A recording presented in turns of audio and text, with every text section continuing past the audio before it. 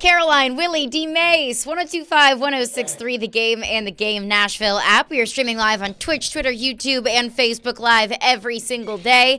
We'll catch up with Jonathan Hutton, Hot Mike with Hutton and Withrow in 1 hour.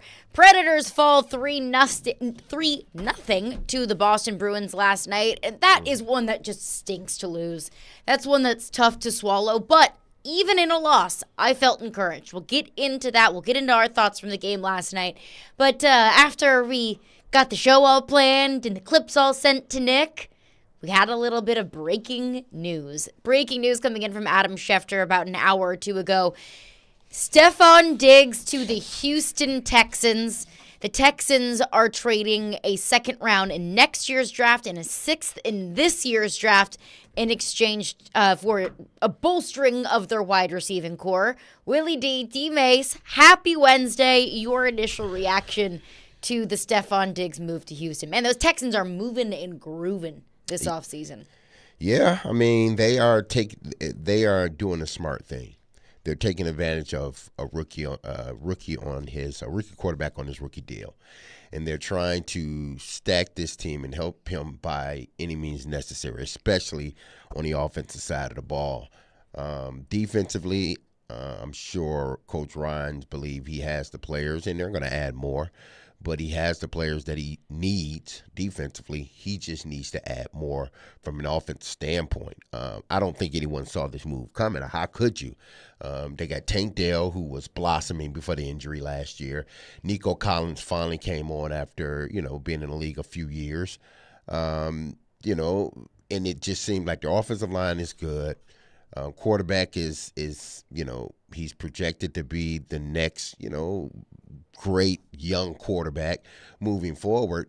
But I didn't see this one coming because I thought they were, if they were going to do anything in regards to a wide receiver, maybe through the draft or getting a wide receiver in the second or third wave of free agency where guys get cut. But for them to make a move like this is telling. It shows me that they understand that this is the time, especially after your quarterback has shown so much in his first year. This is the time where you need to stack your roster from an offensive standpoint because no other time will you be able to do this. Why? Because you're going to have to pay that quarterback. When his time is up to get his money in about 3 or 4 years, you got to pay him upwards of 50 plus. So they want to do it now, stack this team as much as they possibly can now, and that's what they're doing. So kudos to them. What does it say for the rest of the division? Watch out. That's what it says. Watch out for not just the AFC South, but watch out for the AFC in general because they are truly, from an offensive standpoint, a player now.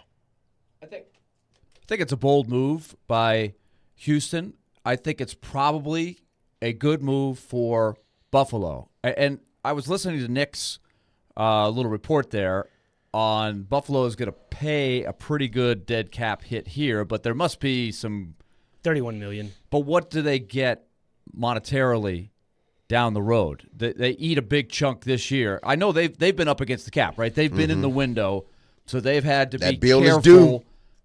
They're rolling up some credit card interest rates, right? So they're paying a big chunk of it here to not have Stephon Diggs. That being said, I think the drama was getting to the Bills with Diggs. That was out there the whole year. He did not have a good year, not nearly as dominant as he had been the previous couple of years, his first couple of years with the Bills. And so I think he probably wanted a fresh start. Mm-hmm. The Bills probably wanted a fresh start. Now, what the Bills do at wide receiver is going to be interesting now because they still feel like they can win, I'm sure. And from the Houston standpoint, you nailed it, D-Mase. They know that they have the luxury of adding a piece like this with a young quarterback who they're going to have at a really good price for a couple years now. So they've been building for 4 years, not 1 year, but 4 years. So they're in position to go try to win right now. So it's a bit of a roll of dice. I'm really curious to see what Diggs does at this stage of his career going forward because I know how you really believe how talented he is. But yeah. he really disappeared down the stretch last year. I know because I had him on my fantasy team. I'm like, what's the deal? He used to catch 8, 9, 10 passes a game, and then those those numbers came down. He was catching a few less, and even when he was catching them, he wasn't getting as many yards. His yards per catch went down. What happened? Because people, when you don't have that bona fide number 2, then guys are able to just zero in on you and what you do. It looks to me as if, they just scouted Buffalo's offense really well. And they knew exactly what he was going to run, when he was going to run it.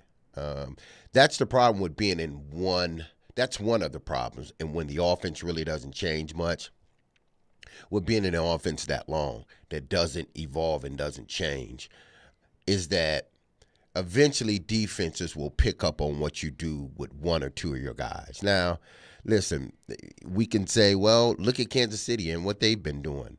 But Kansas City has arguably the greatest play caller in Andy Reid, one of the greatest. They have probably, he's going to end up the greatest quarterback or right below Tom Brady. That's a little bit different. This situation, I think, when you have a guy in a one team for the period that he was with Buffalo, you pick up on tendencies of what they like to do with him and what they don't. In that second half of the season, I don't think it was so much of Stephon Diggs losing a step or anything. I just think teams figured them out, and it was harder for us. So they had to go to their second or third options, and they started to run the ball a little bit better.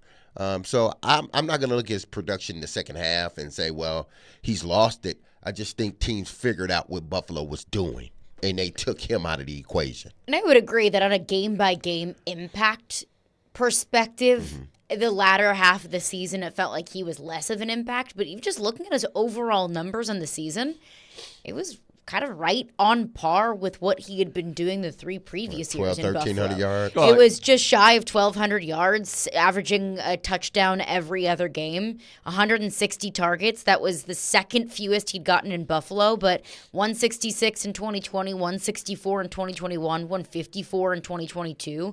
He played in all 17 games. He's going to get He's been right around 12, 13, 1,400 yards every year that he's been in Buffalo. So I'm with you, Willie, that the second half of the season, it kind of seemed like he tapered off, but overall, his numbers are still at a very high clip. He still get the targets. The numbers are going because it's we have to, because of the way the NFL is now adding another game. We have to take stats out of it now, because if you are a good receiver in this league, good to great, you're going to have the numbers based upon how many times teams throw it, the rules and all this other stuff. So I don't so much look at the numbers of what a guy puts up and what he doesn't. I want to look at his effectiveness during the game, third down, red zone. That's what I'm looking at. Damn the numbers, because if you watch these receivers, all these guys are getting numbers. That's just the way the NFL is now. Marginal players are getting over 1,000 yards. You never saw that, but I want to see, especially in 17 games a year. Exactly, especially 17 games a year. So I think with Stephon Diggs, watch not necessarily the numbers, but the crucial points in games, third downs. Did they target him more on third downs, or did they go away from him in the second half?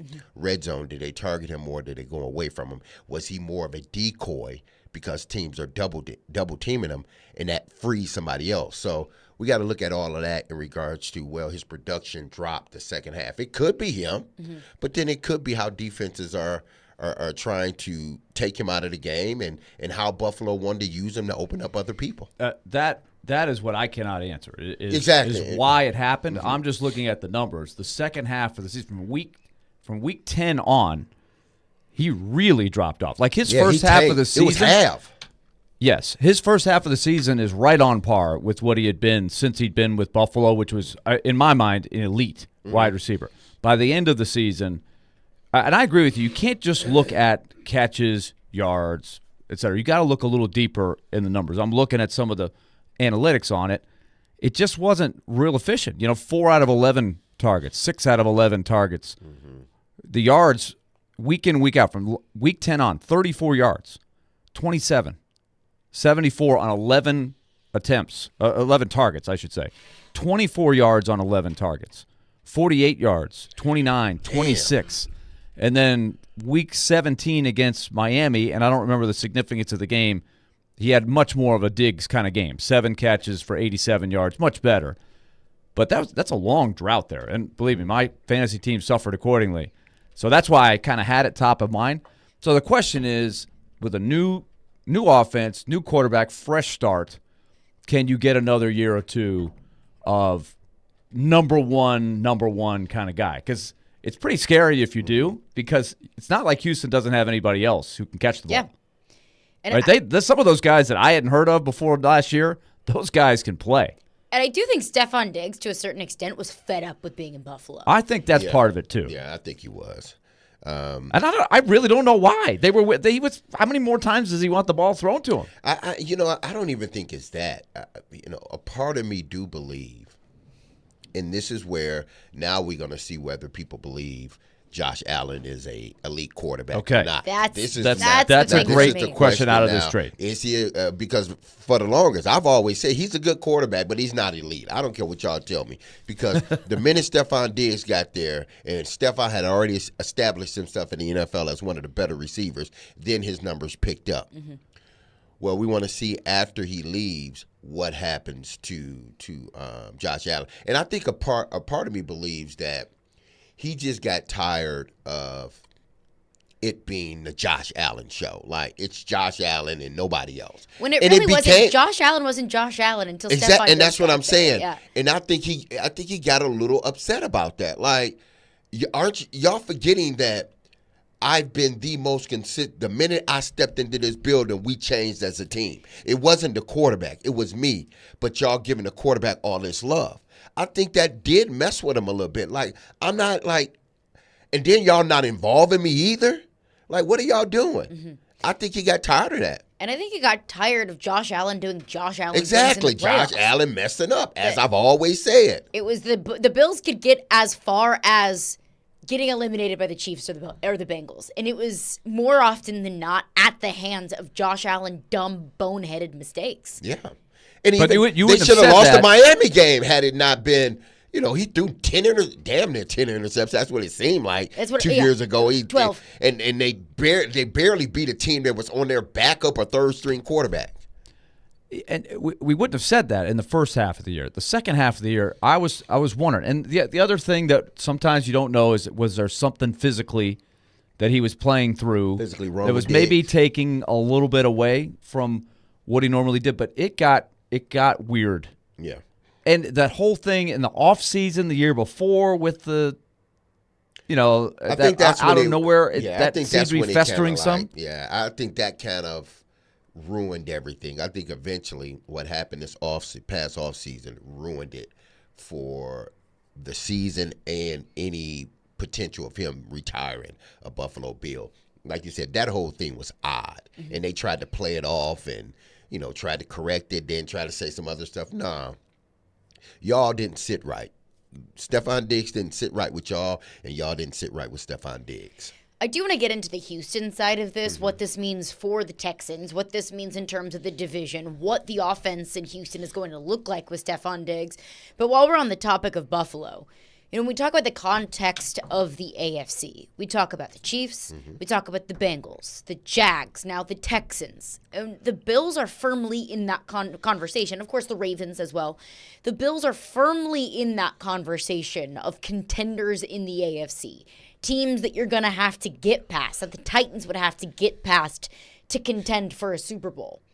Without Stephon Diggs, I think as long as Josh Allen is in Buffalo, they're still going to be in that conversation. But how intimidating do we view Buffalo, and how much do we view them as a contender right now without Stephon Diggs? And I very much so expect Buffalo to address the wide receiver position in the draft, whether it's at 28 where they pick or whether they trade up to get one of these top receivers in the draft. We'll see whenever draft time comes around. But right now, without Stephon Diggs, how much of a contender is Buffalo truly? That's a really good question. I want to see what they end up coming out with at wide receiver. They have the 2 tight ends, right, that are really good and create matchup problems. And when they have them both, which they didn't always, right, because now why am I blanking on name, the kid from Nashville, from Brentwood Academy. Dawson Knox. Yeah, Dawson Knox. He got hurt, missed a lot of games last year, and then they drafted the Kincaid in the first round last year. And so when you use both of those guys effectively, I think you can do some things there. You may not need a lot of different wide receivers. It's going to be different. I think they want to run the ball more. Maybe ask Josh Allen to run less. He's getting to that stage of his career. But they won in spite of Diggs' slump last year. Remember, they were in serious peril, right? It looked like their season was slipping away. They weren't going to make the playoffs. They had to beat some really good teams down the stretch to get in, and they were doing it without Diggs playing a big role. So I still will have to say the Bills, I'm not writing them off, but I'm anxious to see what they try to do to compensate not having Diggs, because this is now a guy that you've thrown the ball to in the last 4 years. 166, as you pointed this out before, Caroline, 166, 164, 154, 160. That's a lot of plays thrown to the same guy. That's a lot of plays that are going to go to other people. Yeah, like, damn, you ain't got over 1,000 yards. They target you 160 times. Something's wrong. Well, that's the thing. It's not even just Stephon Diggs. Obviously, he's the latest cut for the Buffalo. Well, he's the latest trade for the Buffalo Bills, or the latest player they've departed with. They've also departed with Tre'Davious White, both of their safeties. They have some pieces they have to fill. Yeah. The cap is getting to them. It's not just a Stephon Diggs. Now, Stephon Diggs is he was the most notable name of the guys that have either been released or now traded. But they lost key parts of their defense this offseason that they got to replace. Now losing Stephon Diggs that you got to replace, and Gabe Davis that you got to replace. So you've lost, and I'm just pulling the number out of the air because I'm basing it on 160 targets, and probably Gabe got targeted at least 90 times, let's say that. So all in all, you probably lost over 100 and, 81. damn near 81. 81 So targets. You lost damn near 140 catches this season, probably more than that. So now how do you replace that 140 to 200 catches that you got between Stephon Diggs and Gabe Davis all in one season? That's where, again, in the salary cap of the NFL, as flexible as it is, Josh Allen, you just pointed out the key for the Texans. They can take on Diggs because they have Stroud making his first contract, league minimum, whatever it is, first-round pick quarterback, which is not a big price. But now Josh Allen once was in that. Now he's on that second contract where he costs a lot, right? Yeah. It's pretty simple. What his cap hit is, I'm looking at Spot Rack right now, $30 million this year? For Diggs? No, for Josh Allen. Josh Allen. And 30.3. And they did sign Curtis Samuel in free agency. I do believe that he's not Stephon Diggs. It's just a different financial model when you have a quarterback that you're reinvesting in, as they should, but you need elite play. Yeah. He needs to be elevating whoever those receivers are. Now, that's the responsibility when you're a quarterback on the second contract. We know Mahomes can do it. Right. Can Josh Allen do it? We'll see. I know D-Mase is a little skeptical. I say he's a good quarterback. Every time he throws an fair to be interception, skeptical. every time he throws an interception, I think of D-Mase. I'm like, D-Mase is watching this? He's a good quarterback in this league, and he's going to win you some games, but he's not elite. He's not. It's fair to be skeptical. Oh, yeah. Because if you can't beat the Joe Burrows and the Patrick Mahomes of the AFC, then you don't get to be in the class with those quarterbacks. But I do want to get into, coming up next, what does this mean for Houston? What does Stephon Diggs add to their offense? And what does this mean for the Titans? What does this mean for the division? We'll get into that coming up next. We'll get into your thoughts as well. Your reaction to the news this morning that Stephon Diggs has been traded to the Houston Texans. Chase texted us earlier, right as the news broke, said Stephon Diggs to the Texans. I said, Chase, April Fool's Day was 2 days ago. Don't do this to me. Don't you dare, because this makes the division much, much more interesting. We'll get into your reaction. 615-737-1025 is our phone number. Caroline, Willy, D-Mase, we're brought to you by Zen Sports. Start earning cash rewards on your bets today. Gambling problem? Call 1-800-889-9789. Terms and conditions apply. Must be 21 or older and in Tennessee to bet.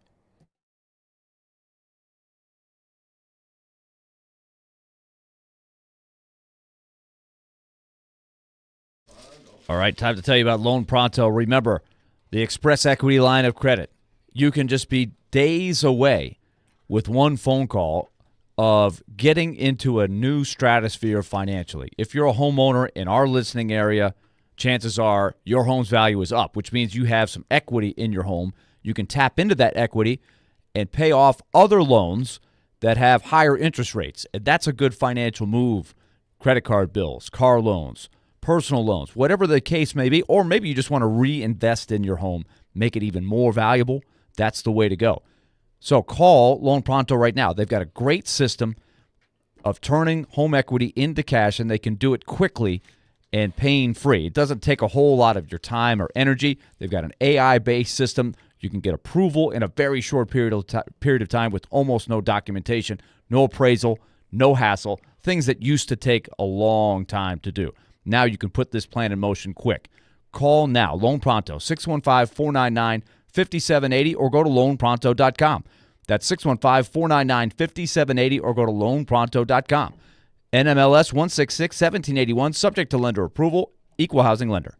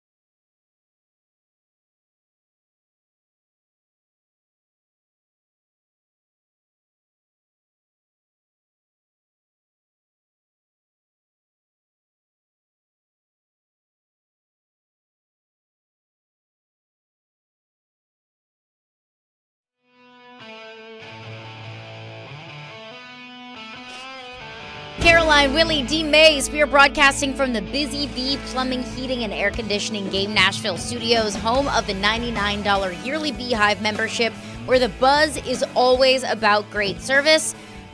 Even though today's kind of a day of uncertainty, maybe a day of uneasiness. I see a lot of Titans fans in the text line all anxious about what next season looks like with the division and the Texans. I still want to give something away, and we will do that at the end of this segment, so stick around because we've got a pair of tickets to give away to a massive Predators game coming up on Thursday, Blues at Preds on Thursday, so stick around. We'll give those away at the end of the segment. But D-Mase, just your knowledge of what this Texans offense looked like this past season. As explosive as they were with Tank Dell and Nico Collins, now you add a veteran in the mix in Stephon Diggs. What does Stephon Diggs add to this Texans offense? I think he has experience. You get him with a young quarterback, that you can build a rapport with, that you hopefully the young quarterback can learn, something from. And you just give him another weapon, another bona fide, consistent weapon out there. And it takes the heat off of Nico Collins. And I think this move was seriously made because of the injury of Tank Dell. They don't know how long, even though he missed portion of the season, they don't know how long it's going to take him to get back to form, like to get back to what he was prior to the injury. I think this was made for that reason. They believe he's going to come back, but they don't want to be in this sort of stall pattern while they're waiting on him to come back. Will he still play? Absolutely, Tank Dell will still play, but him getting back to form is going to take some weeks. So you add a Stephon Diggs to lessen that blow as he gets back into rhythm, being a young guy, Tank Dell. I think that's one of the reasons why the move was made. The other is, again, you have a rookie quarterback on a rookie deal that showed hella promise last year. Your defense is one of the best in the National Football League. And you added Danielle Hunter. And exactly. And you had a Danielle, and you had a Danico Autry. All these guys that were good for their previous teams, now you've added them. Matter of fact, with the defensive rookie of the year, Will Allen, you put all of that together, this defense may even be better than what it was. Will Anderson. Yeah. This defense may be better than what it was last year based upon the acquisitions that you have gotten thus far. So now you add that. You add a Stephon Diggs with a young quarterback. Now you believe, and this young quarterback believes, that there's nothing he can't do in the game. He feels like Patrick Mahomes now, 2 years ago or 3 years ago, where Patrick came up to the line. And we all know Patrick is the greatest quarterback that's playing now. But when you could come up to the line and you got a Tyreek Hill and you got a Travis Kelce and these other guys that you just know that's going to ball out every week, you know how much pressure is on you as a quarterback? There's no pressure. Now you just go back and you play the game the way you know how. That's the same thing for their young quarterback, C.J. Stroud. The stuff that he showed last year, it's going to be nothing compared to what he's going to be able to do this year if everyone stays healthy. Now, as a quarterback, you're thinking, I can turn around and give it to Big Mixon in the backfield, and he can get me 4 yards per carry. Or I can line up, and we can get in shotgun 3 wide receivers, and we got 3 bona fide number 1 wide receivers. They got 3 of them, people. 3. Tank Dell, Nico Collins, and now Stephon Diggs. You got 3. You think Tank Dell and Nico Collins are ones? Yeah, I think they showed that they're ones. Their numbers, everything that they did last year and prior to Tank Dell being injured, showed that he had the ability to be the number 1. Now you have 3 number 1s on your team. And I'm not even talking about the tight end. This quarterback, all he has to do is sit back and pick and choose who he's going to throw it to, because you can't double everybody. This is the same thing we saw with Joe Burrow when everybody was healthy. How do you cover that offense with a running back that can run the football? The only thing you hope for is that the offensive line is not good and we get to them. Well, Houston's offensive line it's good. Running back's good. Wide receivers and tight ends are good. Quarterback is damn good. What do you do to an offense like that? How do you stop an offense like that? You can't. Not all teams. There are some teams that can make it hard for you. But the only reason this team gets stopped is because of injury in themselves. Because they have the players. This makes the quarterback's job a little bit easier going into his second season. I don't pretend to know their whole roster backwards and forwards like I think I know the Titans roster. But it strikes me, and this is why I go back to this has really been a 3 or 4 year build. But remember our argument that we had where I'm a little concerned about the Titans spending all the money up front to fill holes on free agents and really not having the foundation with the draft picks, and there's nothing they can do about it, right? You can't do anything, especially Rand Carthon, about the fact that the previous guy had 3 empty cans with the draft for the most part, right? They're just trying to do the best they can. But if you look at Houston, remember the Laramie Tunsil deal, and then at the end of Deshaun Watson, some of the moves by Bill O'Brien, they stripped themselves of a lot of picks. They went through 2 straight years of not having a first-round pick. And 1 year where they didn't have a first or a second-round pick. This was 2021. So they paid the price. They were bad. Then how did they get it back? Well, they got this huge haul for Deshaun Watson. They got the Browns to take him, pay him all that money, and they got a boatload of picks in return. So now they have had the 2022 draft, 2 firsts, 2 seconds, 2 fifths, and then last year they went in big to get the 2 high first round picks and traded what would have been a high first round pick next year. And they hit it big, right? They got Stroud and Anderson. They both did well. And so they've packaged a couple of good drafts, a couple of years of rebuilding, and now they're ready to add the, as I call it, the icing, right? They're going for it now with a move like Diggs. Totally. I think that's a smart way to build it. So now we'll see what happens. But I think they've put themselves in good position. Are they even with the top teams in the AFC? That remains to be seen. But I think they feel like they're in a position to go for it. But this is a go-for-it move. Sure. Are they in position to contend with the Chiefs and with a healthy Joe Burrow, the Bengals, and the Ravens? I think so. And this is just pushing it into the pot even more of, if we don't think that we're there, then we're going to add a Danielle Hunter and a Stephon Diggs to firmly put us there. Because I don't know how you can call the Texans not Super Bowl contenders. Mm-hmm. I considered them Super Bowl contenders last year. And they made the additions in free agency that they did in Danielle Hunter and adding Joe Mixon and now the addition of Stephon Diggs. I think the Texans absolutely are Super Bowl contenders and can be, of course, with the asterisk of injury. That's going to be a factor in any team that we're going to call Super Bowl contenders. So I think as a Titans fan, you can think about it one of 2 different ways, or both things can be true. One, the AFC just got that much more difficult because you used to contend in a division that was awful, that was terrible. And now the division just got that much better because you've got a Super Bowl contender in the Houston Texans. What does Anthony Richardson become in Indianapolis? I don't know, but I'm scared to find out. You know, what do the Jags continue to do? We'll see.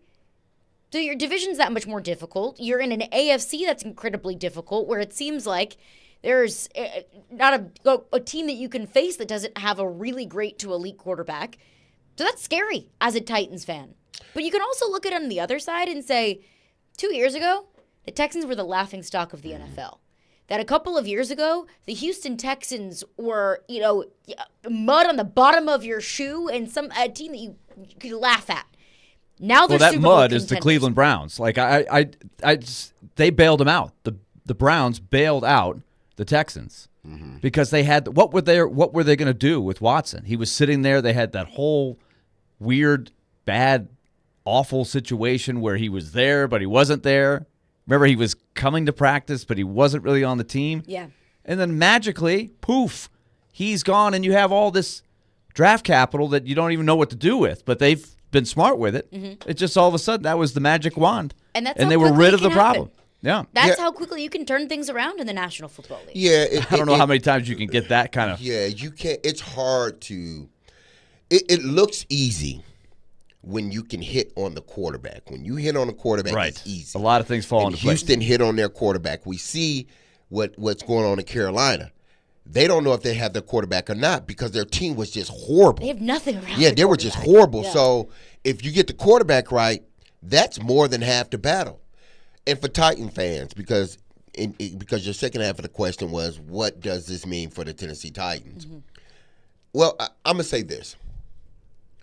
It means the same thing for the Tennessee Titans that it meant prior to Stephon Diggs going to Houston. Mm-hmm. If everything is predicated on Will Levis, if Will Levis hit, then you will be contending with Houston for the AFC South and Jacksonville and Indianapolis, depending on how Richardson comes back from his injury. If That's if Will Levis hit. If he shows that he's getting this and he's a good quarterback and he's getting better every week, then you are a major player still in AFC South. If it doesn't, then that puts you a year or two behind because now you got to go draft a quarterback the next following year. Yeah. So fans, don't worry about what Houston is doing. Don't. Seriously. Because Houston's doing all of this. If they didn't have their quarterback, all what they're doing means nothing. But they have their quarterback. So that's neither here nor there. If Will Levis is what he has shown to be at times last year, if he's that consistently, I'm not saying throw 5 touchdowns every game. If he did that, then great. He's the next GOAT, and I will crown him that. But if he's a guy that can come out and win you games, don't make those mistakes, continue to get better each game, you're going to be right up there with Houston. You are. That's just the way it is because you plan it's different when you only play a team once a year. You see them every 3 or 4 years. It's harder to play against a team like that. But when you see a team twice a year, then just because they go out and make all these transactions and bring in new players in, that doesn't mean that you still can't go out and beat them. Yeah, of course. You go out and beat them. Why? Because you know them. Because you played against them twice a year for the last whatever year it is. But if Will Levis hits, I don't care who they go get. It's still going to be competitive. The Titans are still going to be in this thing. Everything is predicated on Will Levis. That's it. And if anybody tells me different, then show me. Because any team that has a quarterback, they are in a position to win championships or in a position to get themselves in the playoffs. And then ultimately, once you get in the playoffs, everything is up for grabs after that. But if you have your quarterback, you're good. If you don't have your quarterback, then you're going to be playing catch-up. And the theme of the hour, the huge thing is if you get the quarterback who not only is your man, but is able to win on the first contract, where you have that extra money in the budget to really go get what you need. And to do that, like the perfect storm, and we've seen it happen with Mahomes when he was a young quarterback, Russell Wilson when he was a young quarterback, Ben Roethlisberger when he was a young quarterback. If you have some good drafts, you get the quarterback, and you have that budget to really go get exactly what you need for the icing on top. That's how you build a really, really good team. Because my thing is, what separates the Houston Texans right now? Let's just say from an offensive standpoint, what separates the Houston Texans from the Tennessee Titans? What separates them? Well, a lot. Stroud. But No, it's not. It's not a lot. It's Stroud. It's the quarterback. Yeah. That is it. Because, listen, the Titans are going to get their offensive line straight. I'm not worried about that. People are panicking whether they should draft the left tackle, receiver. They're going to get the crap straight. Just believe that. They're going to get that front line straight, okay? I think also the coaching staff. It's an unproven Well, coaching it's staff an in new roles. unproven coaching staff, yes. But if you look at this, just man for man, if I had to put their receivers up against the Titans receivers, it would be almost a wash other than the third receiver because we know about Tank Dell. We don't know as much about Traylon Burks because he's been injured. But we know what Ridley can do, and we know what D-Hop can do. That cancels out Diggs and Nico Collins. We got Pollard in the backfield. He's a good back. You got Mixon in the backfield. Mixon's a good back.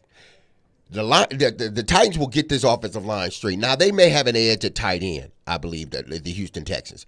But if you look at it from man to man, once the Titans solidify that offensive line, which I believe they will do this offseason, the only thing that separates them is we don't know what our quarterback – the Titans don't know what their quarterback is.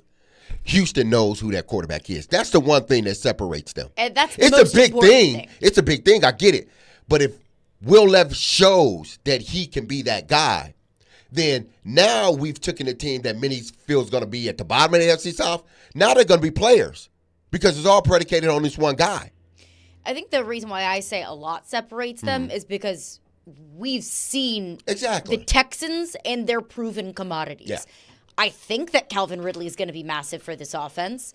I assume the Titans are going to fix this offensive line. I believe and I hope that Will Levis is better with the additions offensively and bringing Brian Callahan in as kind of a quarterback guru whisperer as the head coach. but I don't know.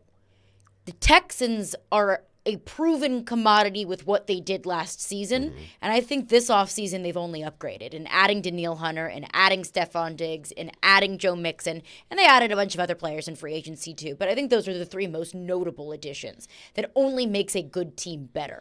I think go ahead. No, but also we have to go back to this because we brought this up last year when we talked about Jacksonville, at least not Willy and I, because I think Willy and I were like, Jacksonville, they're going to be that team. They end up floundering and not being that team.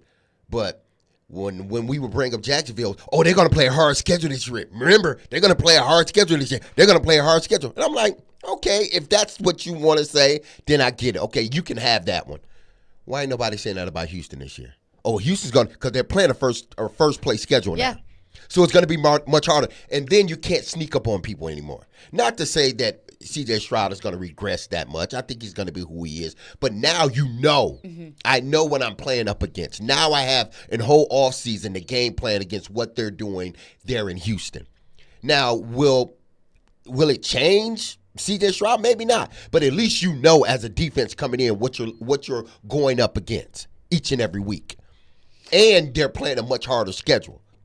We've got a bunch of thoughts on this, so we'll get into your texts and your calls on this coming up next. 615-737-1025 is the phone number.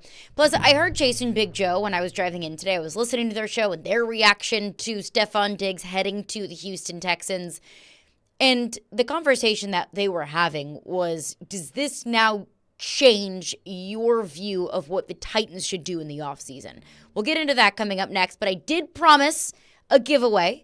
And we will give away a pair of tickets to see the Nashville Predators take on the St. Louis Blues tomorrow night at Bridgestone Arena.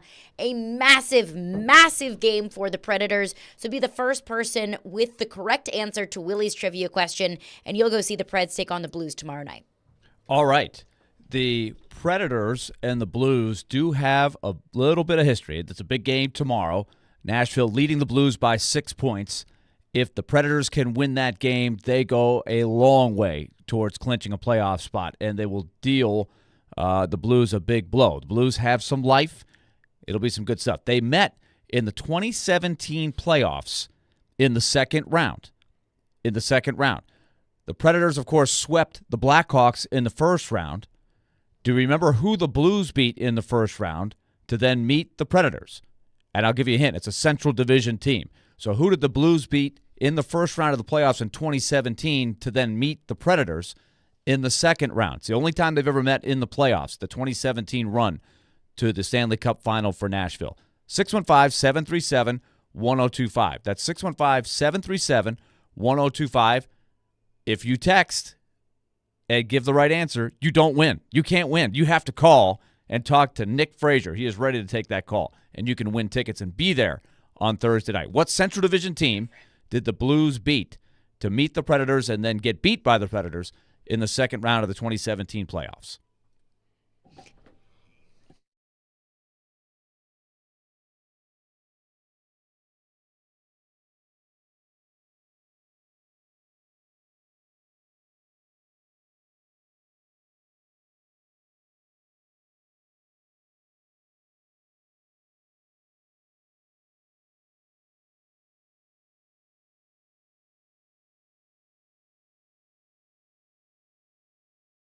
Too many.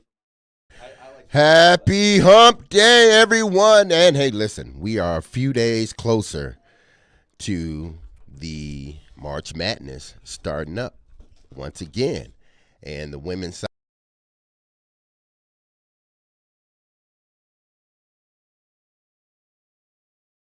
you're betting, which I know you will, then you need to do it with our partner Zen Sports, as I know you have been, because I've been talking about this for the last 3 months, people, and I need to tell you about their introductory promotion available to all new customers in Tennessee. It's the No Danger First Wager. See, listen, when you sign up for the Zen Sports account, you will receive up to $1,000, no danger first wager, when you place your first bet on Zen Sports. Listen, you will be reimbursed for the amount you will be reimbursed for the amount of your bet if it loses, up to $1,000. Plus, Zen Sports has launched their VIP program for the premier bettors of Tennessee. If you think you might qualify, then listen up, people. The VIP program is by invite only. So, If you feel that your Zen Sports play qualifies for the VIP consideration, please check out the program details and apply at zensports.com/VIP. No other sports book will offer you a premier sports betting experience with 24/7 top-tier customer support and bigger and better action than Zen Sports. So what are you waiting for, bettors? Get going and download their app today at zensports.com. Today, do it, because the Final Four starts for the women Friday and then for the men Saturday. So you better put the app on your phone right now. Zen Sports, where betting just got better. And also remember, gambling problems, call 1-800-889-9789. Terms and conditions apply. Must be 21 years or older to bet here in Tennessee.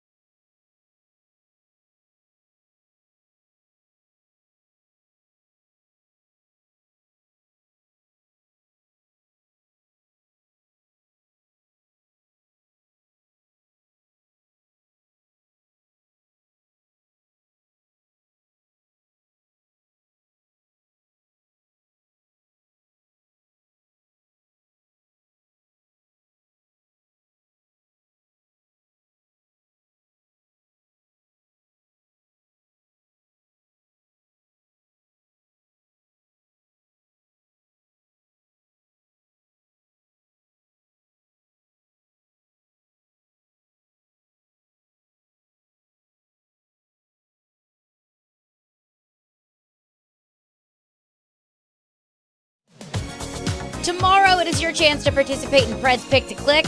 If you correctly guess a Preds player that scores a goal in the Preds game tomorrow night, then you will win a pair of tickets to an upcoming Preds home game. Participate with Robbie and Rexroad tomorrow morning at 8:45 a.m. Pick to Click brought to you by TJ Anderson Homes of Benchmark Realty. List your home with TJ to get your home seen, heard, and sold. We're getting your thoughts on the Stephon Diggs trade, what this means for the Houston Texans and the AFC South. But we did have a trivia question to give away tickets to the Preds Blues game tomorrow night. Willie, the correct answer? Yes. By the way, if you listen to just the promo you read, you listen to the shows, you got the hookup for the tickets. These are big games. This is fun. Hottest game of the year. Just listen to the station. You got your shot. Here, we got big games coming up here. We asked who the Blues beat to then meet the Predators during that 2017 Cup run. Of course, 2 years later, it was the Blues that made the run to win the Stanley Cup. In 2017, they beat the Wild in the first round. A little side note, the suit texted his answer to me. Can't do that. Can't do that. Can't do Was that. it wrong? He got it wrong. He was like, his next text was, damn. He was so confident, I'm sure. But when he who sent got it? Who got it, Nick? Justin.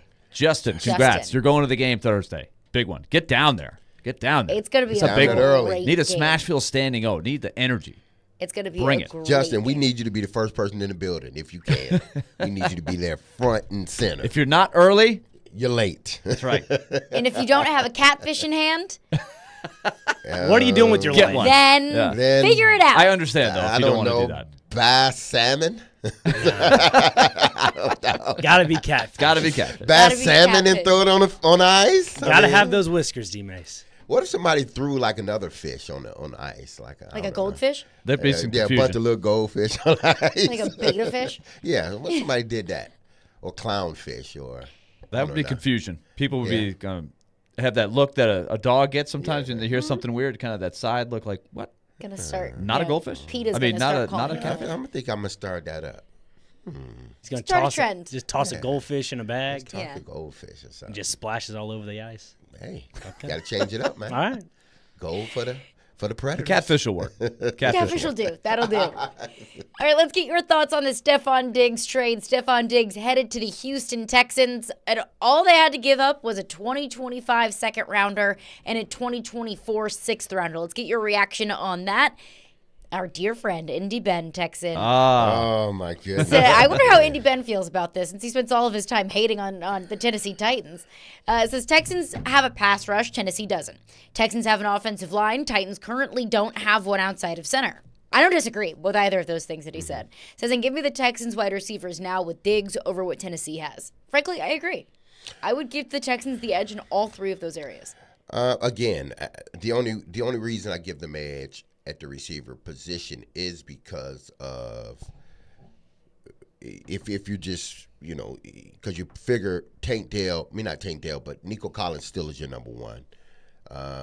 Diggs comes in as your number two, but can be elevated to your number one. And the only reason I put Nico Collins as the number one because he's been in the offense, he understands it. He's built a rapport with the quarterback, so he's the number one. Diggs number two. Tank Dell is the three, close three, because I think he can, too, be elevated to the two or the one. You look at the Tennessee Titans. Ridley is a one. D-Hop is a two, but can be elevated to a one. A high-end two. Yeah, but Traylon Burks is is sort of this triangle. Traylon Burks is the guy. He's the guy that can make this closer from an offensive standpoint. That's the only thing I'm talking about, the offense. I'm not talking about the defense. He's the one guy that can elevate this whole group by his play. So I do put Houston ahead of the Titans because I saw what Tank Dell did. Now he be coming off an injury. That's another thing. Mm-hmm. And I saw what Traylon Burks has been able to do, or the lack of things he has done because of injury. Mm-hmm. But if he comes on, I take this receiving core over that receiving core. Yeah, that's an if. If he does come on. Mm-hmm. That's why I say from an offensive standpoint, I believe the Titans are going to get the offensive line corrected. The thing is the quarterback. That is the big question. If they hit on the quarterback, Titan fans, y'all ain't got nothing to worry about, not even this season. You hit on the quarterback, you hit on your left tackle, you're going to win 10 games. But if the quarterback is struggling, then that's where things become a problem. But just to answer their question, what comes to mind for me when you ask the question, how does this affect the Titans? I've been saying this now for a few weeks, even after the wave of free agency. Just be prepared for them to be picked last in this division, and that's okay. This is an exploratory year. It is a rebuild, whether they want to label it that way or not. It's going to take a little time. You got to see if Levis is your man, and everything starts and probably ends with that. Mm-hmm. But as far as what you said it last segment perfectly, D-Mase. Houston's going to make some moves. Indy's going to make some moves. They're going to draft people. People are going to say, well, look at what Indy got to go, and Richardson's coming back. You got to let everybody do their thing. They're going to do their thing. It's a salary cap league. Everybody's got basically the same amount to spend. Some have a little more cash up front on hand to do stuff than other teams. It's the only thing that's not the same. The Titans have to worry about the Titans. They have to build. They inherited a situation. This is a brand new era. It's going to take a little bit of time, but just have to make smart moves. Keep your head down, make smart moves. It doesn't matter what the other teams are doing. You don't react to what other teams are doing, right? You do your thing. And that's what the discussion was on Chase and Big Joe. I forgot who asked the question, but it was, now that the Texans have gone out to go get Stephon Diggs, does this now make you feel like the Titans need to go out and get a receiver? And I don't think it should. No. I thought yesterday the Titans could upgrade at the wide receiver position. Now that the Titans have signed Calvin Ridley, I don't think that it is an absolute positive non-negotiable like how I view left tackle. But I still think the same thing today, that I think they could absolutely upgrade at the wide receiver position. But just because the Texans now have Stephon Diggs doesn't make me feel like, oh my gosh, I have to go out there and go sign the next best receiver on the market. No, it shouldn't, because you're not trying to go tit for tat. You're trying to build your team based on your philosophy and based on your needs. Houston's going to do what they need to do. Houston has a jump start. They have a lap lead on you. Mm-hmm. Why? Because you chose to, run it back once again with the old crew. It ended up not working, while Houston started with the new crew. And their new crew seems to be damn good. So they are a lap ahead of you. Now you got to find a way to slowly catch up, because it's not a sprint, it's a marathon. So Houston's going to make their moves. And like Willie said, you make your moves based on what your team needs. Now, if there's a guy out there that, that is not a need, but you can get him, and he's going to upgrade your roster, then go ahead, do that. But you're not making moves just because Houston made a move. Houston went out and got Diggs, so you feel you got to go out and get another wire. No, you don't. Do what's best for your roster. Exactly. I'm curious to get Jonathan Hutton's perspective on the Stephon Diggs move. And, of course, what we heard from L'Jarius Sneed and from Rand Carthon yesterday. Some latest mock drafts are out, have some interesting moves for the Titans. So we'll get Jonathan Hutton's thoughts on all of that coming up next. Caroline, Willy, D-Mase, 102.5, 106.3 The Game.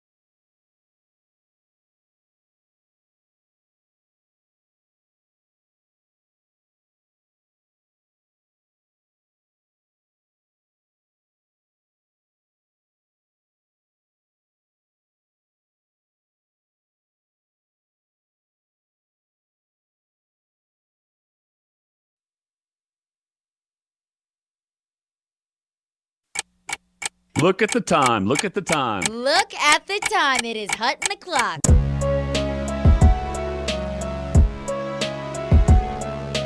Noon on a Wednesday, which means it is Hutton o'clock. Caroline, Willy, D-Mase. We are broadcasting from the Busy Bee Plumbing, Heating, and Air Conditioning Game Nashville studios, home of the $99 yearly Beehive membership, where the buzz is always about great service. Joining us now is Jonathan Hutton, Hot Mic with Hutton and Withrow. Hut, always appreciate your insight, and we had some breaking news this morning. Stefon Diggs being traded to the Houston Texans for a 2025 second, a 2025 fifth, and a 2024 sixth round pick. Your initial reaction to the move, what this means for the Texans, and what this means for the AFC South as a whole. Well, the Texans just became the maybe they already were, the Detroit Lions of last offseason with all the hype, right? That's the first thing that comes to mind. Where they're loading up and the benefits of having the rookie contract for your quarterback. From the Buffalo side of things, think about where this team was when they didn't have the football in overtime against Kansas City, and they changed the overtime rule because of Allen and Mahomes to where they are now. And in knowing that they gave Diggs the contract restructure, gave him more money a little over a year ago, and here they sit without him on the roster, with that being some of the underlying storyline of last year, even going into minicamp, where he was there, he wasn't there, they didn't really know, but then he was there the whole time, according to McDermott. The whole thing was strange. The rift between him and Allen that they tried to smooth over but didn't really do that. This is Buffalo taking the cap hit all of this year because it'll be a post-June 1st official trade. And it's right in the middle of Josh Allen's prime. You know, they've paid the guy. Now they're down a couple of wide receivers, and they're down their best wide receiver, their best weapon. It's a totally different Buffalo team with McDermott already on the hot seat. Just read some of the articles going into last season for him. Yeah, it's a crossroads moment for that franchise, where if you compare it to Kansas City, they trade Tyreek Hill, but it's who they gave contract extensions to prior to that and after that, and what they've done with it with Mahomes. Josh Allen, on the other hand, we haven't seen that bar raised. And this is another example of them saying, hey, we've got to move forward without our top receiver, and we're going to have to take the hit now. I don't see them as anywhere close to the team we thought they would be in 2024 when we saw this team play in January of 2022. It's very surprising and maybe even stunning how quickly that has unraveled up north. Life comes at you fast in the National Football League. And they're about to start selling PSLs for their new stadium, too. Great point. It's a great point. And hey, again, we could be sitting here with Buffalo having a new coach next year. Yeah.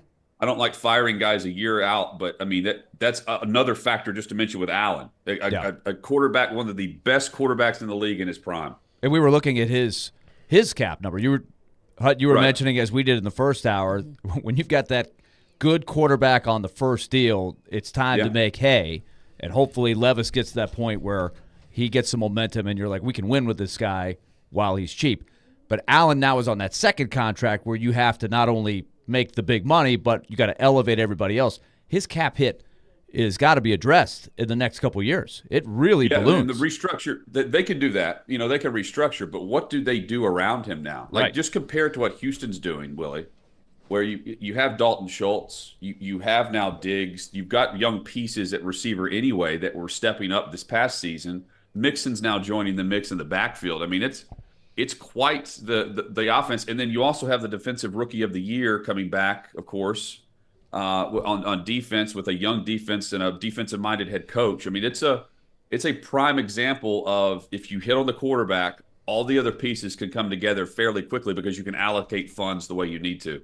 And I'm glad you bring that up because I agree wholeheartedly. And I know that Titans fans look at this move and think, oh my gosh, great. Now we have to deal with Houston in the AFC. Now we have to deal with Houston and Jacksonville and potentially Indianapolis in the division. But could you also look at this from a Titans perspective with a little bit of encouragement that in 2 years, Houston went from being the laughing stock of the league to now a Super Bowl contender? Yeah, I mean, it's why you have to hit on your picks. I mean, they built this team really through the draft. I mean, we're viewing it through the lens of free agency right now, but it's why they can spend this money right now, Caroline, here in Nashville, and why they're tops in spending currently. It's because of the rookie contract situation. They took the hits along the way this past couple of years, but you're not spending upwards of 30 to 40 million at quarterback, right? Like that, you're able to move forward and allocate money. You could have done that at left tackle, just the free agent market wasn't there. You can do that at the prime positions like cornerback, and wide receiver, and help out your rookie. But you've got to have that leader and the moxie at that position in order for everything to come into place. These other pieces are not going to reach the top level of expectation without Will Levis raising the bar this season going into year number 2. That also is factored into whether or not Carthon made the right call. We'll judge all this in the upcoming season and years to come. But ultimately, it's whether or not they get the quarterback on the path towards greatness. He doesn't have to be a legendary quarterback in 2024-25, but he has to continue to progress. And that's why they made the hire they did. Everyone's touting what Callahan can do and what they've done in the past. More power to him. He's got the resume. But that's now task number 1. You know, they've done and allocated what they could around the quarterback. Now it's about making the quarterback much better than what he was. We'll talk with Jonathan Hutton discussing the NFL and the Tennessee Titans and their moves prior to the draft and during free agency, obviously. Jonathan, all of this, regardless of what Houston does or Indianapolis or Jacksonville, and we're just going to stay with the South here, AFC South. No matter what they do in regards to the players they bring in, guys that are no longer on their team, I think the one thing that is critical here for the Titans is the quarterback. I look at what Houston is doing, and they're doing some really good things, but it all works because of the quarterback. Yeah, man. If Will Levis progresses the way that I think they believe he can in that building, the Titans are not far away from, say, a Houston or a Jacksonville. Do you agree with that? Yeah, absolutely. And Stroud has the benefit of sticking with an offense now. His offensive coordinator was mentioned and interviewed for jobs, head coaching jobs. It's a very similar situation to that of Ben Johnson in Detroit, really, just comparing the hype. I mean, Stroud now comes back with the same coordinator, the same system, the same speaking the same language, right? This is a new setup for Levis, but by all accounts, when he's allowed to do it, he's been doing it with Callahan and doing some great things communication-wise with what they want to do. So, I mean, he's got to learn that. I mean, that's a detriment. Bryce Young's going through that again. I think by and large, we'll see that with Caleb Williams in Chicago, quite frankly. Again, just not trying to fire a guy a year out, but I think it's tough whenever you have a rookie, you invest in your quarterback, and then you switch coaches or offensive coordinators a year in, because this is supposed to be that big year of development. Levis can do that, though. And if they get him on the right track, and he's already on that path, I'm not saying he was awful. He's already on that path. But to get the most out of Will Levis, they've done what they can around him, and now they have an offensive-minded and pass-first coach that fits his style and really the overall type of quarterback that fits the system, I think, that we'll see. So, let it fly. I love it. And can he protect the football? Mm-hmm. Can he read the defense and make maybe not even instead of making all these great plays, keep you out of the bad play, right? That comes with just understanding the offense and coverages. That's crucial, and that's about time invested this time of year with the coaches that are supposed to take you to the next level. We'll see. Not every quarterback can do it. Not every coach can do it. But we've seen these coaches work with the best, some of the best, and maybe they can get the best out of Levis. I certainly look at the wide receiving core right now with Hopkins and with Ridley and think it's far better than what we expected this to be a year ago at this time. In the backfield, we'll see. But the type of offense they're going to run, and from what we saw him do in Kentucky in his best year, we certainly saw him in a down year too. Can they protect him? Can they find a crucial piece at tackle? Can they protect him with Bill Callahan now coaching that group? And can Levis elevate this offense to match what this defense is supposed to do now with the investment with Simmons up front and now in the secondary with the money on the outside with Wouzier and now with what we're seeing with L'Jarius Sneed? They're saying they're not just rebuilding, which they are. They are not just going into a season, I think, kind of like what we're going to see with Buffalo, where they had to release some players due to cap and now trade a huge piece of their offense. The Titans have been spending because they have the money to do so, and they're looking to compete. That's what Amy Adams-Strunk has said from day one. Now, assuming that the Titans go out in the first round and they get a tackle, whether it's Alt, Fashanu, Lathan, one of those guys, but they go out and they, solidify the left side of this line. Second round, obviously there are other needs that they have, but if there's a Peyton Willis or a Cooper from Texas A&M, if that guy's out there in the second round, or because they need an inside backer, or if there's the edge rusher, whether it's Braswell out of Alabama or Robinson out of Penn State, where do you think they go? If those two positions are there for them to get, because they have to address them, whether it be another edge rusher or inside backer, where do you think they go? I would go edge rusher. Personally. I would continue to invest up front. I want to disrupt the quarterback, and I want to defend the pass. Corner is the toughest position right now to play in the league. You're on an island. You're supposed to be on an island, and the rules are stacked against you heavily. You're not supposed to win based on how these rules are set up. It heavily favors the offense. I would say in order to flip that in your favor, you've got to have your true number one corner, which they've got that in Sneed. And you have to disrupt the quarterback by getting the ball out fast, but you want to get him off the mark. That comes from the interior pass rush. Autry's a big loss. Interior pass rush now, because that's how you affect the quarterback off the spot. And then you have to win one-on-one on the edge in order to either get the sack or get the ball out fast and get the ball out to a player that maybe the offense didn't design or have as a first or second read. That's my mentality on how you win defensively.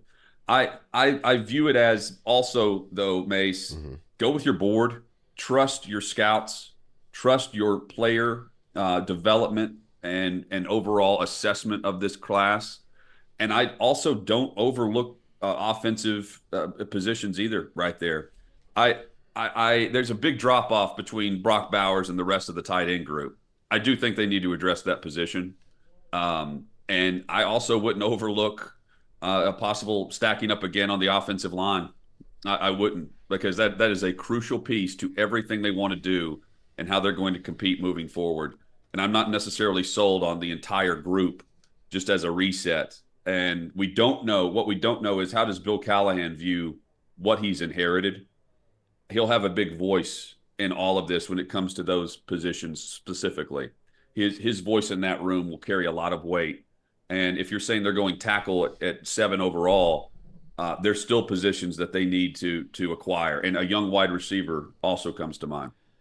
I think you made a really interesting philosophical statement there, Hut. And if you view this as a long-term project, as much as you can in the NFL, it's dangerous. You can't say, hey, guys, we got this 5-year plan. This is going to be awesome. Last that long. You can't. As I said, that when the Browns were at the bottom, and they've been at the bottom a few times, but there was one time when they were at the bottom. They brought in the guy from Moneyball to run things, and I was like, I told Floyd Reese, I said, Floyd, this is the way to go. This is coming into football now. Analytics, this guy's going to do great. Did he laugh at you?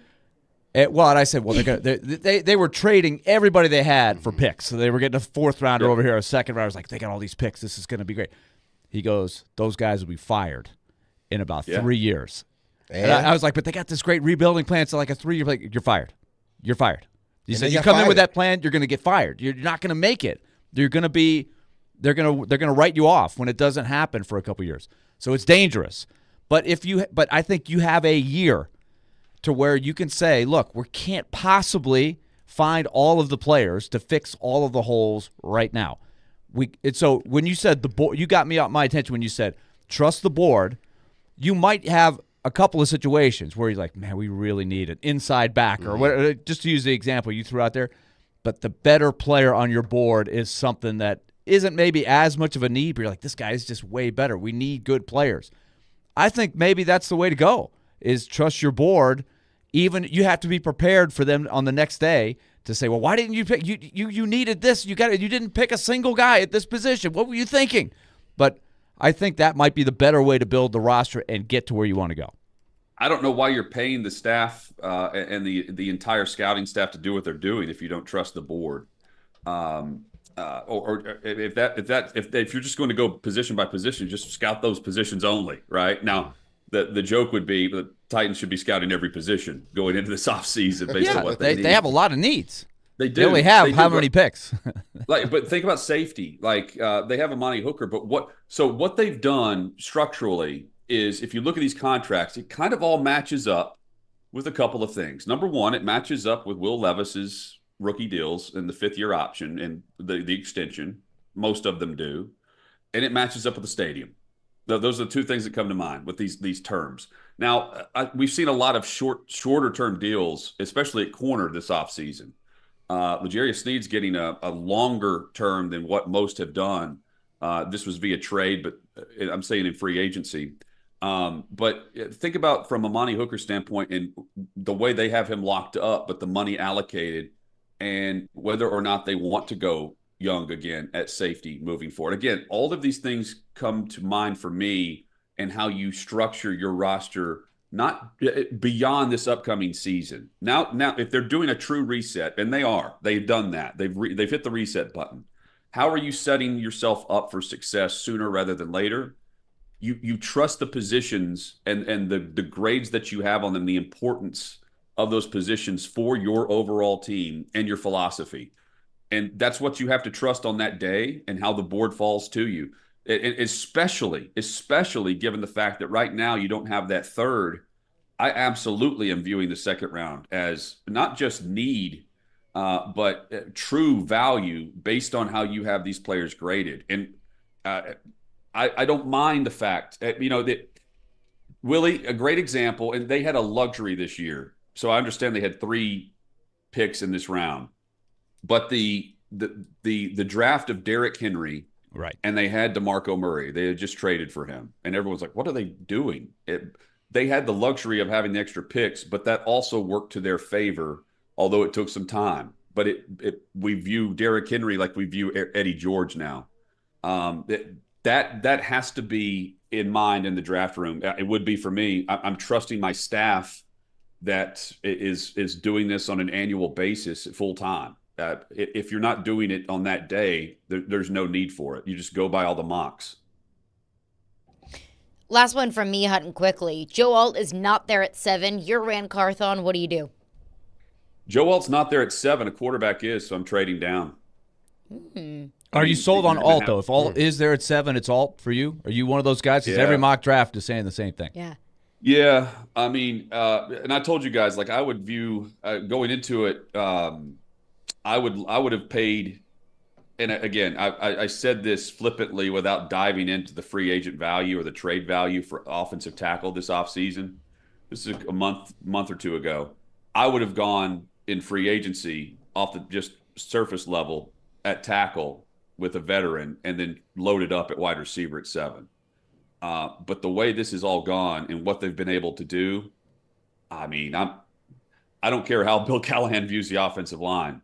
To be able to pair a young tackle with your young quarterback and then make sure that again, those contracts, if you hit on the first pick, and they've got to, those contracts tend to match up and you can elevate your roster around those picks. That's a massive value for a team that's going to be offensive minded. So yeah, I'm protecting Will Levis and making sure that he has everything around him and it falls on him and the coaching staff, instead of the detriment of talent around the quarterback that's really good. I'm leaning Alt if he's there. And if he's not there, you either go with the tackle that you love, a wide receiver, or you trade down. And again, if tackle goes before the Titans draft, Caroline, that means a quarterback has fallen, and that means one of these teams that's quarterback needy is going to pay a premium price, and that is a luxury for where the Titans are currently slotted to pick with the teams right behind them. That means Minnesota is salivating, and Minnesota is running to pick Minnesota, up the phone. Denver. I mean, there are a lot of quarterback teams.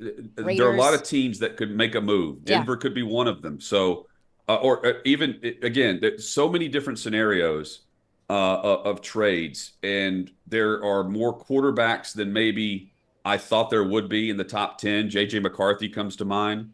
There will be a team or two that loves him and needs to move up because they view another team as also similar to them in their mindset. The Titans will have their phone will be buzzing. I don't think it is now. The week of the draft, it will be ringing off the hook for possible scenario setups, much like the scenarios that we saw with A.J. Brown in that year with that trade.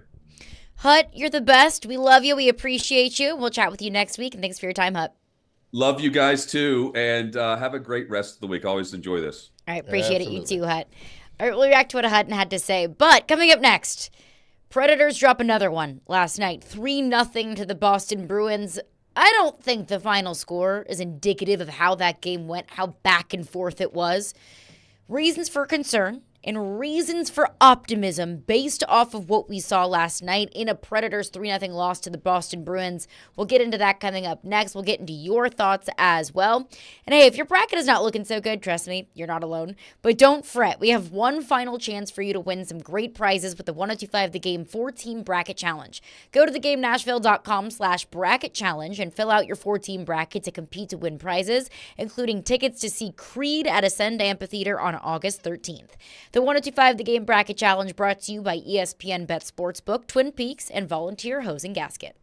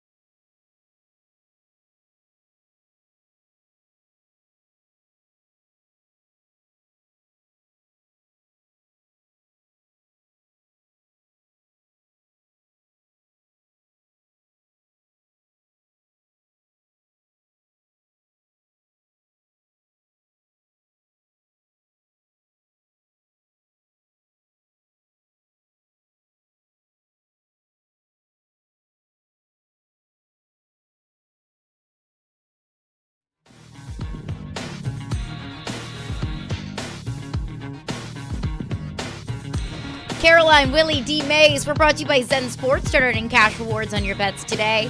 Gambling problem? Call 1-800-889-9789. Terms and conditions apply. Must be 21 or older and in Tennessee to bet. The Predators fall to the Boston Bruins 3-0 at home last night. In 5-on-5, I thought the Predators were great. UC Saros was fantastic. The defense could have afforded to be a little bit better. But it was 0-0 for a majority of that game, and then all of a sudden, late in the third quarter, it's bang, bang, and then an empty netter bang, and all of a sudden, it's 3-0, and the Boston Bruins take it. Your reaction to the game last night, Willy, and strangely enough, as tough as that loss was last night, as much as you would have wanted to see the Predators pick up 2 points to make things a little bit less uncomfortable, of course, for the game coming up with St. Louis on Thursday and for the rest of the season, at least 5-on-5, and special teams, we'll talk about that, but at least 5-on-5, I thought the Predators played great, and I thought UC Saros had a fantastic game. I thought, to take it a step further, I thought 5-on-5 was toe-to-toe with one of the best teams in the league.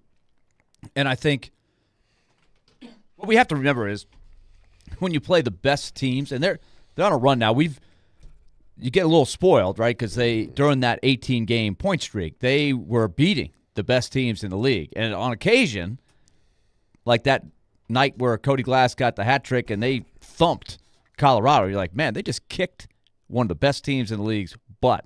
They just waxed them. You're just not going to do that every night you play one of these elite teams. So I'm trying to keep that in perspective. Yeah. The Bruins are a tough defensive team. And I agree with you. Andrew Burnett made this point. He said, as the first period, UC Saros had to be really sharp. The Bruins came at them and got some good chances. Saros was excellent, which was another positive out of last night. Saros bounces back from a bad start. Looked every bit of an elite goalie. Then as the game wore on, I thought the Predators were the better team 5-on-5. And it's ironic that in the third period, when they drew the penalty with 7 minutes to go or 6 minutes to go, or maybe 8 minutes to go was when they drew the penalty, I thought, okay, they have outplayed the Bruins here. This is 0-0. And I'm thinking the Bruins are the team that are going to have to hang on a little bit here to get it to overtime. Or maybe the Predators can break through and get that first goal. You kind of knew whoever gets that first goal is going to dictate things. This game could be a 1-0 game. Right. And instead, they gave up the shorthanded goal, which was, that was a killer. I also thought the Predators' penalty kill was exceptional last night. That was a good sign after giving up 3 power play goals to Colorado on Saturday. So that was nice for that unit to bounce back after a bad game, too. So there were a lot of good things. And Andrew Burnett, I think, used the right terms. He goes, sometimes in hockey, the hockey gods just aren't quite on your side. You're just not going to win every game. Now, unfortunately, this has happened 3 games in a row. So now the urgency meter goes up a little bit more. You've got a big challenge coming up Thursday night. But I would just say bottle all of what you saw last night. You run that out there for the next 7 games, you're going to get the results that you need. Yeah, I'm not going to be, I think it was a hard-fought game. I'm like you, Willie, and I know you were calling the game. I'm like, whoever gets this first goal, because it was just going back and forth, back and forth. Great defense on both sides. I mean, both goalies were getting pelted. I mean, there was a stretch there where, if anybody outside of UC Saros was in the net, the score could have easily have been, in the first 2 periods, 3-0 or 4-0 before they actually even got to, scoring 3 goals in a row, because they were putting so much pressure on UC Saros, but he stood up tall. And my thing was, just please get a goal. Just please get a goal, because once you get that goal, I think you can breathe just a tad bit easy, because the game was so back and forth. And there were some mistakes made by the Predators, once again, turnovers. And even on a power play, when they had advantage, they didn't have an advantage. It wasn't me, Willie, but in watching the Predators this season, I don't think I've seen anybody put as much pressure on the Nashville Predators when they're in the power play. Yeah, Boss, aggressive. They're aggressive. They were. They were playing as if they had the extra man. And they do have one of the best penalty killing Yeah, units but they in were the National Hockey League. aggressive. Like some teams Yeah. kind of get on their heels and play, defensive. They were almost in a sense playing offensive hockey, even though they were a man down. Mm-hmm. And maybe that confused the Predators. I don't know, but it seems like they were the guys that had the man advantage when the Predators were in the power play, and that I didn't like. And the guy that made the play, Brad Marchand, one of the most hated guys in the league. He's not playing for your team. He's been doing that for years. He's always been a great penalty killer who creates offense off of that. So that was just a vintage play by him. And that's the difference in the game. I thought Andrew Burnett was pretty honest after the game, and he said, I thought we played fast in all areas except the power play where we played slow. And he said it cost us the game. And there were a couple of shorthanded chances early in the game that Boston got that Saros was able to make the great save to keep it 0-0.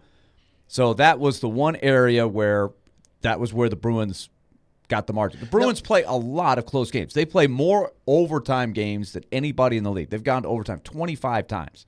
The Predators, I think, have only gone 12 times, just for comparison. So they're used to those games. They love it when it's 1-1 or nothing late. They feel like, we'll figure it out. And if worst case, we lose in overtime, we still get a point. They're masters at that. And the Predators, unfortunately, that's another game to put in the hopper of there's probably 10 games this year where I thought the Predators played well enough to at least get the game to overtime, and they lose in regulation, right? And they've left some points on the table there. It's still, all in all, they've done a tremendous job, right, to be where they are. But it's a little frustrating. But we're comparing them with a team that was considered a Stanley Cup contender from day one of this season. Won the President's Trophy last season. Yeah. Now, was it anyone's fault on the first goal? The first goal that Cole scored, is that how you pronounce his name? Cole, Koyle. Oh, Coyle. Yeah. Coyle. Whose fault? Because it seemed like maybe it was just a hustle thing. Maybe it was a hustle thing because, one guy has the puck, and then it's almost like he created the fast break, but whoever was guarding Coyle didn't realize that, maybe wasn't paying attention or didn't think he would get to the puck because it just came out of nowhere. It was almost like they created the fast break right on the go. I think it's a great question. Kara Hammer asked that to Andrew Burnett after the game, and he said, we got caught on the wrong side of the puck, which you're not supposed to have that happen on the power play. In fact, they put two defensemen in there. Sometimes only one defenseman goes in on the power play. They put two in there to probably say, let's make sure we don't get caught with the forward back, because the forwards coming back are not as good at defending as a defenseman who was used to skating backwards, used to defending plays. And nonetheless, they got caught. I'd have to go back and look and have somebody that knows the game better than me break down exactly what happened. But the puck was in the corner. The Predators maybe got a little too aggressive trying to retrieve it. They had one guy back. The other guy that probably should be watching Coyle, just in case, he got caught. And maybe he anticipated Coyle was just going to skate off and go to the bench. And suddenly Coyle sprints up the ice and creates a 2-on-1. And the Predators can't quite get back in time to defend it, and then Coyle finishes the play. If the pass was perfect, the shot was perfect, and boom, that's your game.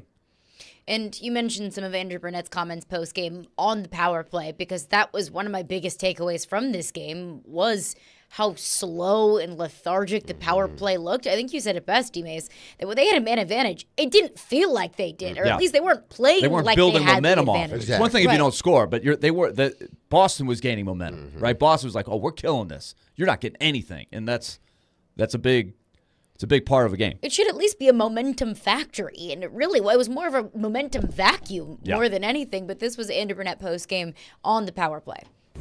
On the power play, but not playing fast enough, has that basically been an all-year thing? Yeah. How do you work on that? Well, I think we're trying to work on it, and I think it's been funny. I think we've had really good pace in big moments.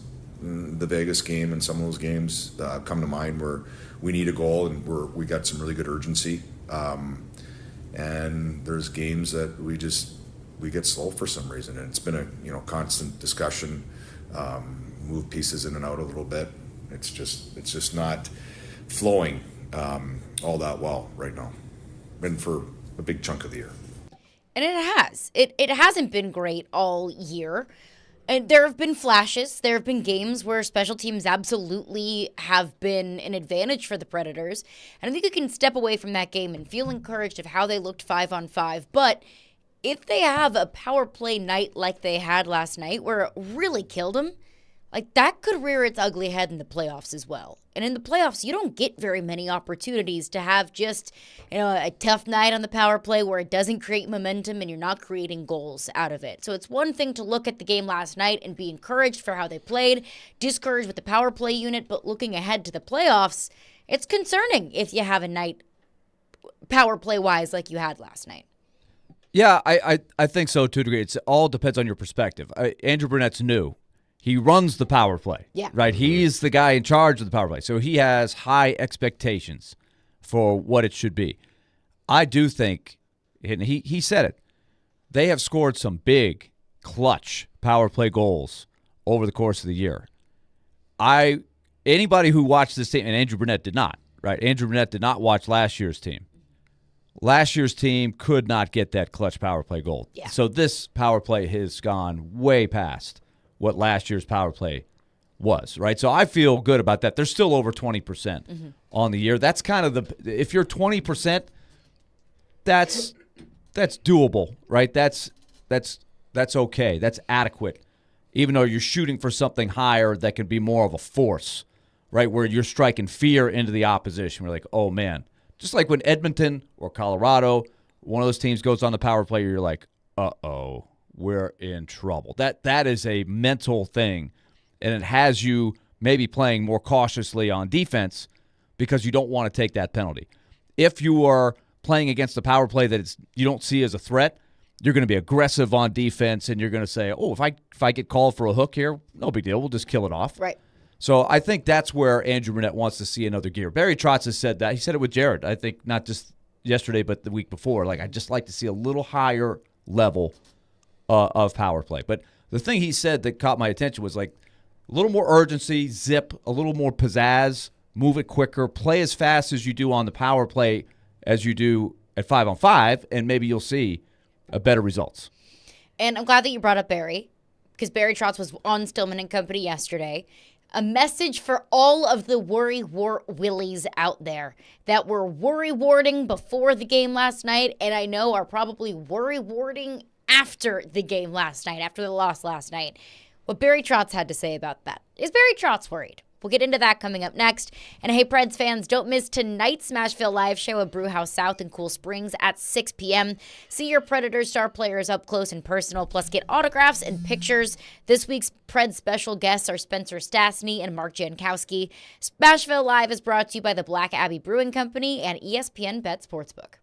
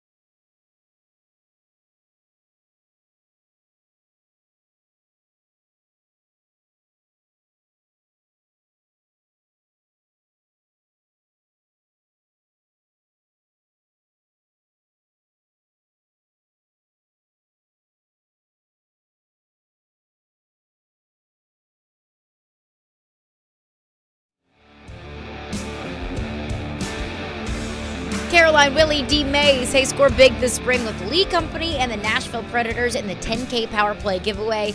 Enter for a chance to win a Kohler home generator or $10,000 toward Lee Company Home Services. That's right, a Kohler home generator or $10,000 toward Lee Company Home Services. Go online to leecompany.com/giveaway to enter. That's leecompany.com/giveaway and the 10K Power Play giveaway. Contest entries are accepted until Saturday, April 20th. Lee Company, all you need. So I know that we have all been Predators fans, all of us, we've been spoiled. Or we were spoiled, rather, on the 18-game point streak. Predators were beating Stanley Cup contenders, and honestly, they kind of made it look easy. And winning became a habit. Now, all of a sudden, you lose 3 in a row, and it feels like the world is crashing in. And it sets up for a really interesting and important matchup with St. Louis on Thursday. So I know that there is a faction of the Predators fan base. Not all Preds fans, but there is a portion of the Preds fan base that is freaking out and panicking and ready to hammer that panic button with the Predators. What if they don't make the playoffs? What if they lose to St. Louis? All of these doomsday possibilities are running through Preds fans' minds. And for all the Worry Wart Willies out there, not just our Worry Wart Willy, Barry Trotz was asked about that yesterday with Jared on Stillman and Company. Is Barry Trotz worried? This was Barry.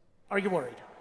No, I don't think you're worried. I think it's. I've seen this, throughout my years in the game, that you go on a big run like that. It takes a lot of, focus. It takes a lot of energy. It takes a lot of commitment. All those buzzwords you hear all the time, and then it usually ends when you least expect it and with a thud. Mm-hmm. It just does, and it feels like it. You don't see it coming, but it does get you, and then.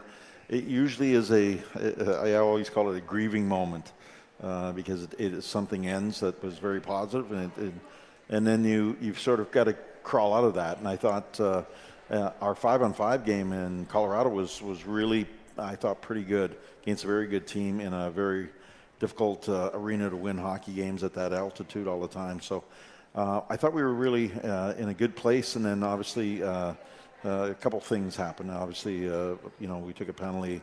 Unfortunately, it was a 5-minute, and they capitalized on that, and then score a late goal, which we saw early in the year a lot. Yep. And we just couldn't get past that for the most part, and then they get an empty net goal. So for me, there was lots of good stuff on the 5-on-5, but the special teams and some unfortunate things that being a 5-minute major and really a late goal in a period for momentum. I think you get through that third period tied up, you have a good chance to get some points out of that. So. All right, again, that was Barry Trotz on Stillman and Company yesterday. Now, I don't think that Barry's going to get up on the radio and say, oh, yeah, I am terrified. I lose sleep at night. I am sweating. I am so nervous. But I also don't think that Barry's lying through his teeth there.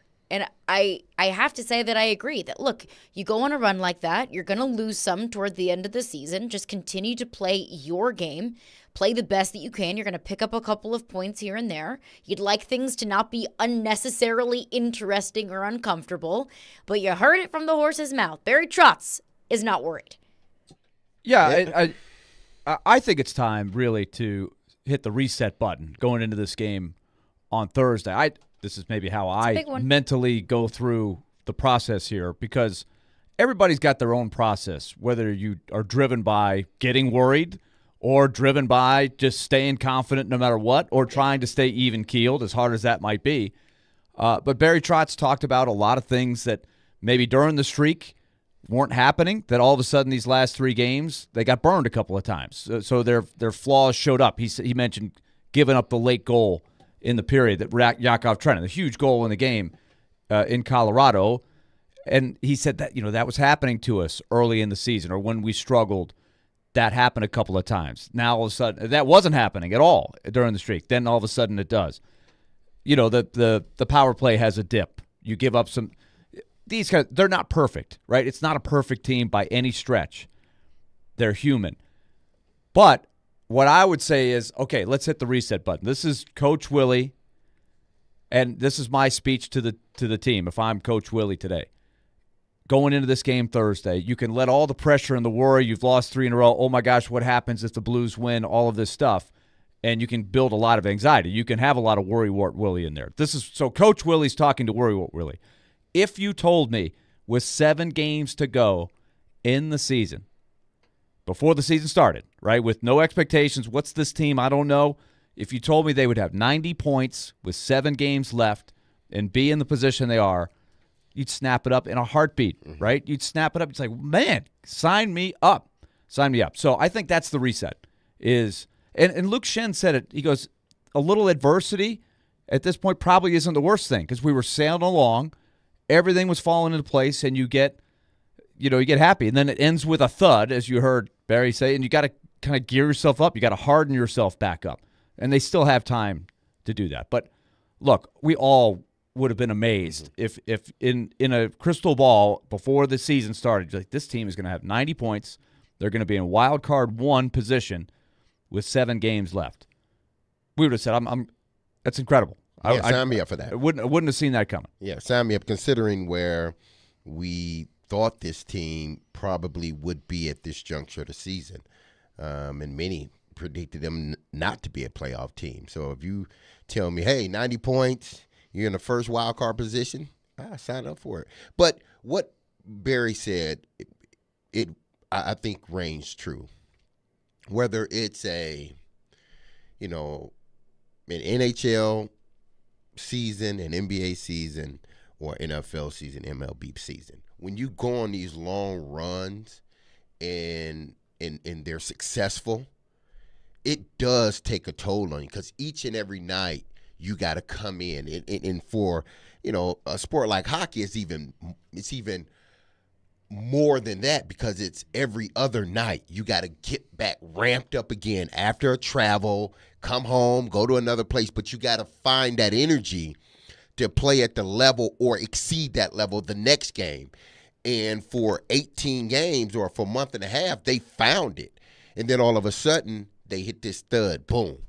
Now, like Willie said, and the GM said, listen, we got to reset now. We got to regroup ourselves because we can go on another run here.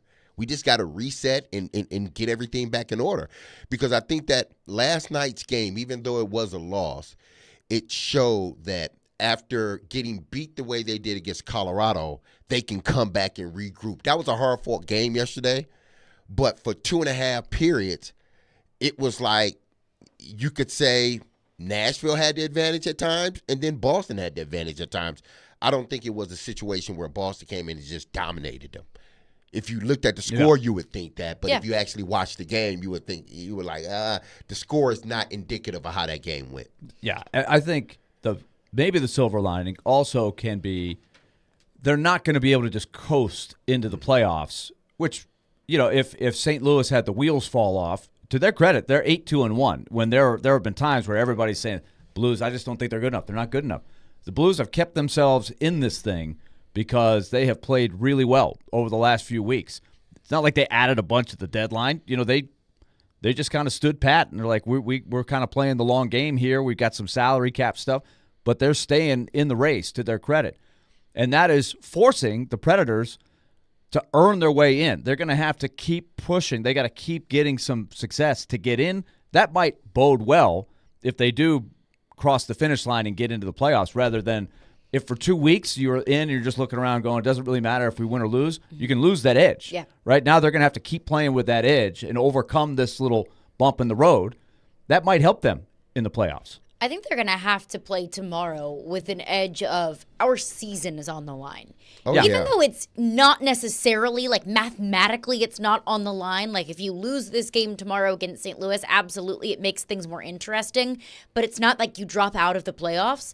But the reason why I say that is because, one, if you do win this game, it does feel like you pretty much all but put away St. Louis. And the second reason why I say that is because St. Louis is going to be playing like their season is on the line because it does kind of feel There's like no it question. is. You're going to get their absolute best tomorrow. You are absolutely going to get their best. You have to give them your best, too. All right, 615-737-1025 is our phone number. Caroline, Willy, D-Mase were brought to you by Zen Sports. Start earning cash rewards on your bets today. Gambling problem? Call 1-800-889-9789. Terms and conditions apply. Must be 21 or older and in Tennessee to bet.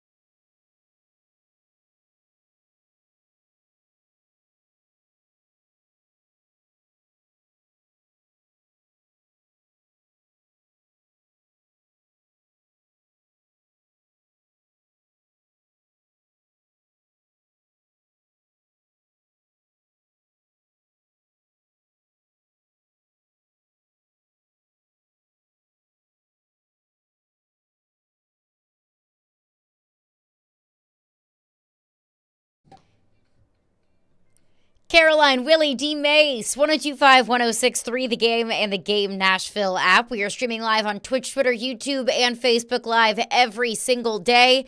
We had a whole plan for the show, and then news happens, and then it's like, great, well, whole plan that we planned all morning and all last night, just poof, because the news this morning, Stefon Diggs was traded to the Houston Texans. Compensation is a 2025 second and 2024 fifth and sixth round pick. So Stefon Diggs heading to Houston with Nico Collins and Tank Dell, Joe Mixon, who the Texans acquired in free agency, and obviously, of course, the new face of the franchise, CJ Stroud.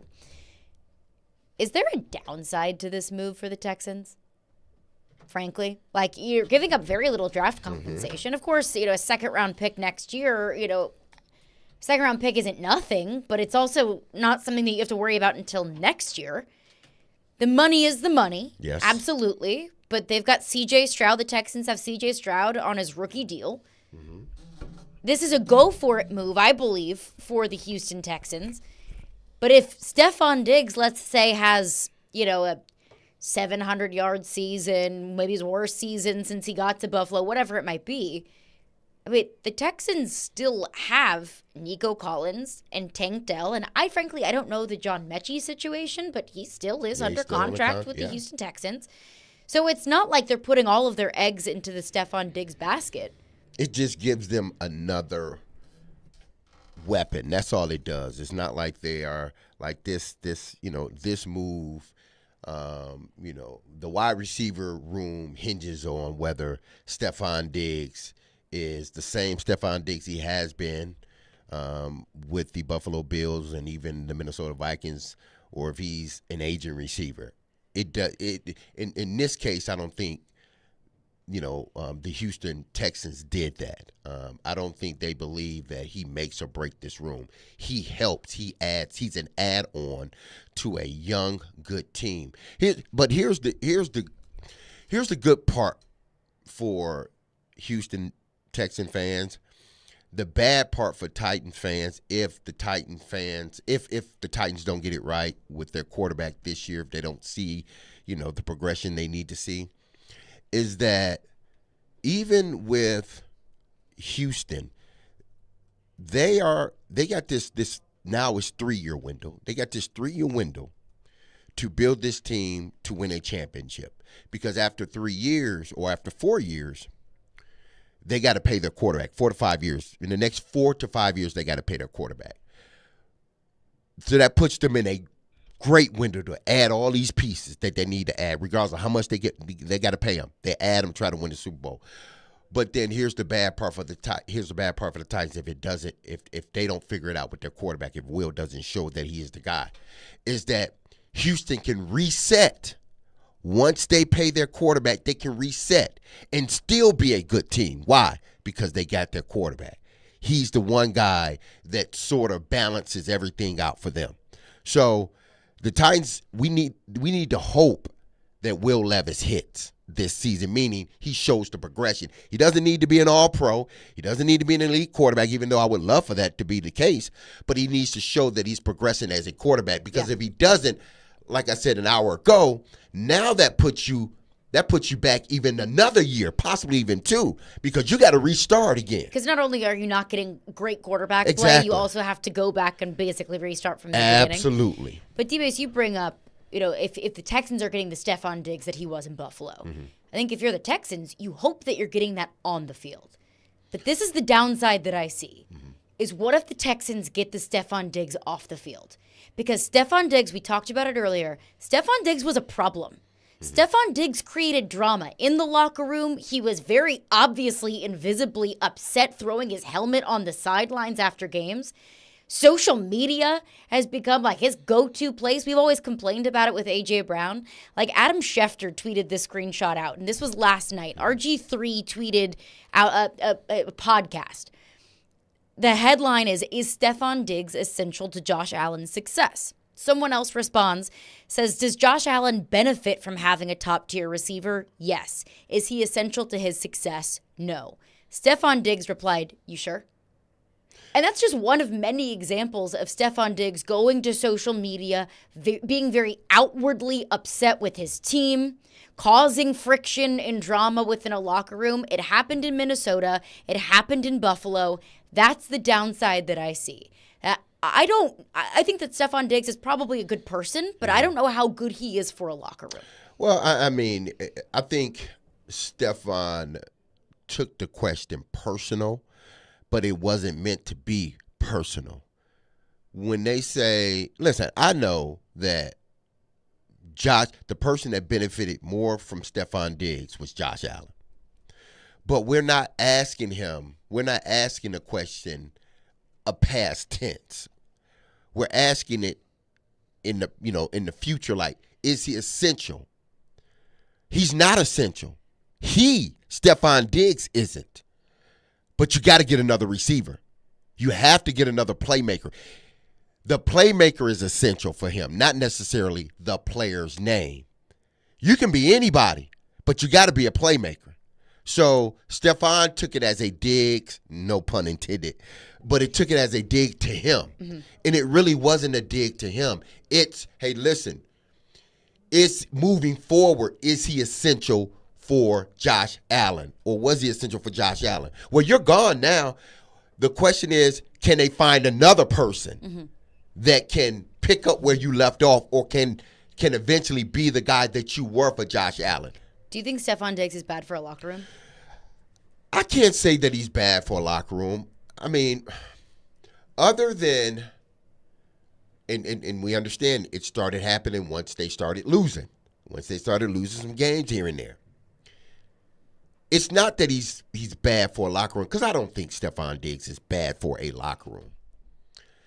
I think he has to, as he starts to, he has to understand that, listen, my move from Minnesota to Buffalo, and then from Buffalo to now Houston, what happened, what transpired in all three of those situations, if you're being honest with yourself? Okay, I wanted out of, Minnesota, and I caused a fuss. So they got me out of Minnesota. They traded me.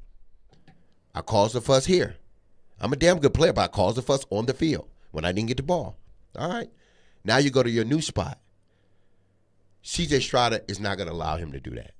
D'Amico Ryans is not going to allow him to do that. They're not. You can't do it with this young quarterback. You just can't. As a veteran player, you can't, especially not that first year. Whether you're getting the ball or not, you can't do that to a young quarterback. Why? Because then the young quarterback, he gets sort of, he feels compelled now to get you the ball every time. Even so much so that he's going outside of the offense. Why? Because he respects you enough, the things that you've done in this league, that he's trying to make you happy. That would be my concern. Exactly. And you can't do that to a young quarterback. That's why it was imperative for me last year. That's why I said, listen, Traylon needs to come on. It needs to be an even playing ground with everybody, because the last thing you want is for a young guy to just look at one guy. And then once that one guy is covered, he has no place else to go because he's so comfortable to throwing it to this guy. You got to find other options. D'Amico Ryans is not going to allow that to happen with C.J. Stroud. You're going to get your touches, but you got to also remember that there are going to be some games that you're not going to get your touches. But that's how we operate here in Houston. Some games are going to be your game. Some games are going to be Nico Collins. The problem was that Diggs thought he was the only playmaker on that offense. And I can't sit here and say he wasn't. Other than Josh Allen, he was their playmaker for a good while. My concern is partially that and the chemistry. I thought, for example, DeAndre Hopkins did a good job of not making a lot of noise his first year with the Titans. And he's I thought not he did really a nice job. Maker. Right. Diggs has been in the past. The other problem is for the Texans, this is why it's a little gamble, is he's very expensive, and he's 31. He's not 26, 27 like he was when he came to the Bills, right? He had 3 great years and then about a half of a great year last year and then a big drop-off. And even when they rallied at the end of the year, he wasn't pulling the rope a whole lot. He wasn't leading them. So that would be my concern if I'm Houston, is not necessarily what you're giving up, Second rounder you could deal with, although they don't have a first rounder this year. I looked that they've got a couple of seconds this year, and so that they have no second the following year. But they've got a decent amount of draft capital. They've decided to go for it. But if it doesn't work, you're stuck with a bad contract and an older receiver and maybe an unhappy receiver who's made noise. So it could go bad. It could. It could. And if you look at his track record, it has gone bad everywhere he's been. Minnesota, like you said, he was a fuss causer in Minnesota. So much so that they traded him away to Buffalo, which really ended up being probably the smartest move that Minnesota could have made because then they ended up with Justin Jefferson. But he goes to Buffalo, and it's now everything's all great in Buffalo, and I'm so happy, and I'm with my best friend Josh Allen until things go sour. And when things went sour, they went bad, and bad publicly. And Stephon Diggs had no problem making that a public issue. And we're talking about Kirk Cousins and Josh Allen, both who have been in the league a whole hell of a lot longer and have done a whole hell of a lot more than C.J. Stroud has done in the NFL.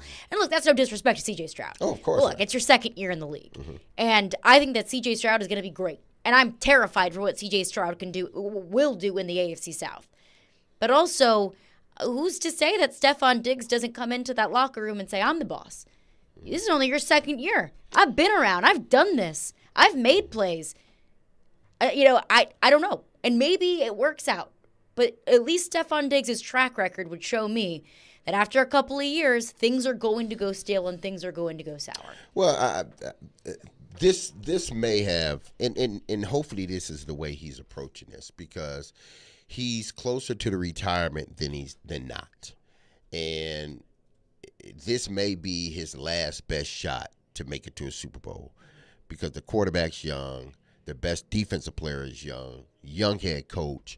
This organization seems like it's ticking upward. So this may be his last opportunity to win a championship. But what he needs to realize is this. This may have been the best thing for his career. It may turn out to be the best for him, and it may turn out to ultimately be good for Buffalo as well. But I'm saying for Stephon Diggs, this may be best because he's never been on a team other than when he was in Minnesota and Adam Thielen started coming on. But I don't think he's ever been on a team where he had a bona fide, legitimate number 2 or number 1 playing next to him. This is the first time he's going to have 2 other receivers that can flat out make it happen. So this takes the pressure off of him to be the guy every game. Now you may get a better Stephon Diggs with less targets. And he may not realize that until the season actually starts and get going. That you may not get 160 targets, but the production may be more efficient and better. Why? Because you got 2 guys that defenses, 2 other guys besides yourself, the defense has got to worry about. So this may have been a blessing for him. You got out of Buffalo where you were the only playmaker from a pass catching standpoint. Gabe Davis was solid. But Gabe was, he was clearly the number 2, though. He was number, like we talked number about 2, number 3. With Hopkins. Yeah, exactly. We're like, can a guy, this is the question with a lot of main feed me the ball number 1s. Like there's a stage of your career where you have to be okay. Exactly. If you don't get 150 targets. Right? If it's more like 110 or something. And that's why I said the second year for both. Now this is going to be a critical year for D-Hop. And it's going to be a critical year for Stephon Diggs because I think Ridley. I think Ridley is it's new ground. I'm the big money guy. I'm coming in, but I got DeAndre Hopkins over here. There's got to be some chemistry. No, but you're right in that regard. But it's going to be critical for these 2 guys because now you are truly the second guy. Whether D-Hop believes that about himself, which I know he still believes he's the number 1, I get it. But they brought in a younger guy, a bigger contract. He's the number 1. You're the number 2. There's nothing wrong with that. Why? Because now you get all the attention. I don't. I can go out here and flourish. I said this last year. I said his numbers will be efficient, D-Hop. I said his numbers will be efficient. But your offense is not going to be explosive the way it needs to be. he was efficient. The offense wasn't explosive. Okay? This year, I think the offense will be more explosive, and he will be efficient, meaning D-Hop. Why? Because now Calvin Ridley's on the team. Now, he's my number one. You will get some targets, but they will be efficient targets, and your numbers may end up being the exact same when I'm talking yardage and touchdowns. It may be exact same. As a matter of fact, you may have more touchdowns than you did last year. I'm just telling y'all how all this works when you bring ultimately that number one guy to a guy that has been the number one for so long, and now he slides into that number two position. Now you end up being more efficient as a player because you're not getting a lot of targets, but the targets you are getting, they're basically like gimmies. Like a lot of passes he caught last year were like gimme passes. He made some great catches, don't get me wrong, but a lot of it was like, let me find a hole in here, wide open, get it. How much more you think that's going to be with Calvin Ridley now? Now they got to pay attention to him. But I think also with Ridley, he's looking over, and he said at his press conference, he said that's one of the goats, man. DeAndre Hopkins. I've watched DeAndre Hopkins. He's an awesome receiver. If he's deferring some to Hopkins, I think he's already kind of said. Just like when A.J. Brown had Julio Jones come in, he kind of rolled out the red carpet. Remember, he's like, oh, man, Julio, come on over. It'll be a little different, I think, with Diggs, with especially what we know about Diggs or what we've seen, and he's probably looking at Nico Collins. No, but Collins? But he has to respect what Nico did. He should. Yeah. But that's where I wonder, is he okay? I would also say respect what Josh Allen did, but he didn't do a whole lot of that in Buffalo. They won a lot of games, though. They won a lot now. That's what I'm saying is Josh Allen did a lot in Buffalo. Sure. But Stephon Diggs still found a way to turn on Josh Allen. Yes, okay, good point. Yeah. Because he felt that they were not giving him the respect that he deserved because they looked at Josh Allen as the savior, when in actuality, he really is not the savior. He's just an added, or he's a good quarterback that had the benefit of having a damn good receiver that helped him grow in the game. Having a number one receiver as a young quarterback is huge. It allows you to grow differently in the game than a young quarterback with no receiver. And I think people miss that. And that's what Stephon Diggs was so upset about. Like, oh, now y'all don't need me because y'all think he's the guy. All right, let's see what happens when I'm not there. That's why he's so pissed off, because y'all forgot about what got y'all there. And what got y'all there was Stephon Diggs. But what does he want? A red carpet? More money? I can't tell you. I can't tell you. On the front page of every tell single you what he magazine in the wants. city of Buffalo? I can only tell you how he potentially feels as a receiver playing that position. And you feel like damn, like this stuff wasn't going until I stepped into the building. I'm telling you, I know how that feels. Where all of a sudden you step in the building and you start doing your thing, but everybody's look over you like, oh, yeah, it's these. And you're thinking like, man, where was this team before I got here or before I started doing my thing? Where were they as a passing team? Now all of a sudden, y'all don't need me? All right, cool. I do think it's telling, and I'll apply the same logic to the Stephon Diggs trade that I did with the L'Jarius Sneed trade of you gave him up for not very many picks. There's got to be something more to that. I look at that the same way with this Stephon Diggs trade. Is the Bills are eating, what did you say, Nick, $31 million in dead money? Yes, according to NBC Sports, it is $31 million. You're eating $31 million in dead money for a 2025 second-round pick and creating significantly more holes on your offense just to get rid of him. I think Josh Allen got a little bit uncomfortable with Stephon Diggs because if you are the elite quarterback that many people say you are, and you are the franchise player, ain't no way in hell y'all gonna get rid of my wide receiver that has helped me the last 4 years. Y'all just gonna give him away. Like, we need to talk. Like, I am the franchise, Josh Allen. I am the franchise, and y'all got rid of my best receiver. We need to talk. But I guess he didn't feel that way. So that means that relationship may not have been as peachy creamy as what many people thought at first. Well, and I'll go back to that tweet that Stephon Diggs put out, and this was last night when a fan was responding to RG3's podcast of, does Josh Allen need Stephon Diggs? No. And Stephon Diggs replied, you sure? Mm-hmm. I mean, that's very publicly, painting your quarterback, your guy, in a bad light. Went back to look at that. It is now deleted, that tweet. Interesting. So just The putting that out The there. tweet is now deleted. The Or it just AJ Brown vanished. School of Twitter. Yeah. I guess what class is that? Is that like a COM 341? Is that what that is? I think that's tweet retract 101, Yeah. maybe 101 or 201. I'll have to add that to my The science class of next walking Yeah. back. We've got a bunch of thoughts on this. We'll get into your phone. 615-737-1025 is our phone number. Caroline, Willy, D-Mase. Hey, tune in to 94.9 The Fan today as the Nashville Sounds take on the St. Paul Saints at First Horizon Park. Pregame at 6:20 p.m., first pitch at 6:35, with coverage also available on the 94.9 The Fan app and at 949thefan.com. Sounds baseball and 94.9 The Fan, presented by Twin Peaks, Family Leisure, and Busy Bee Plumbing, Heating, and Air Conditioning. Yeah, that's what he's upset about, I'm telling you.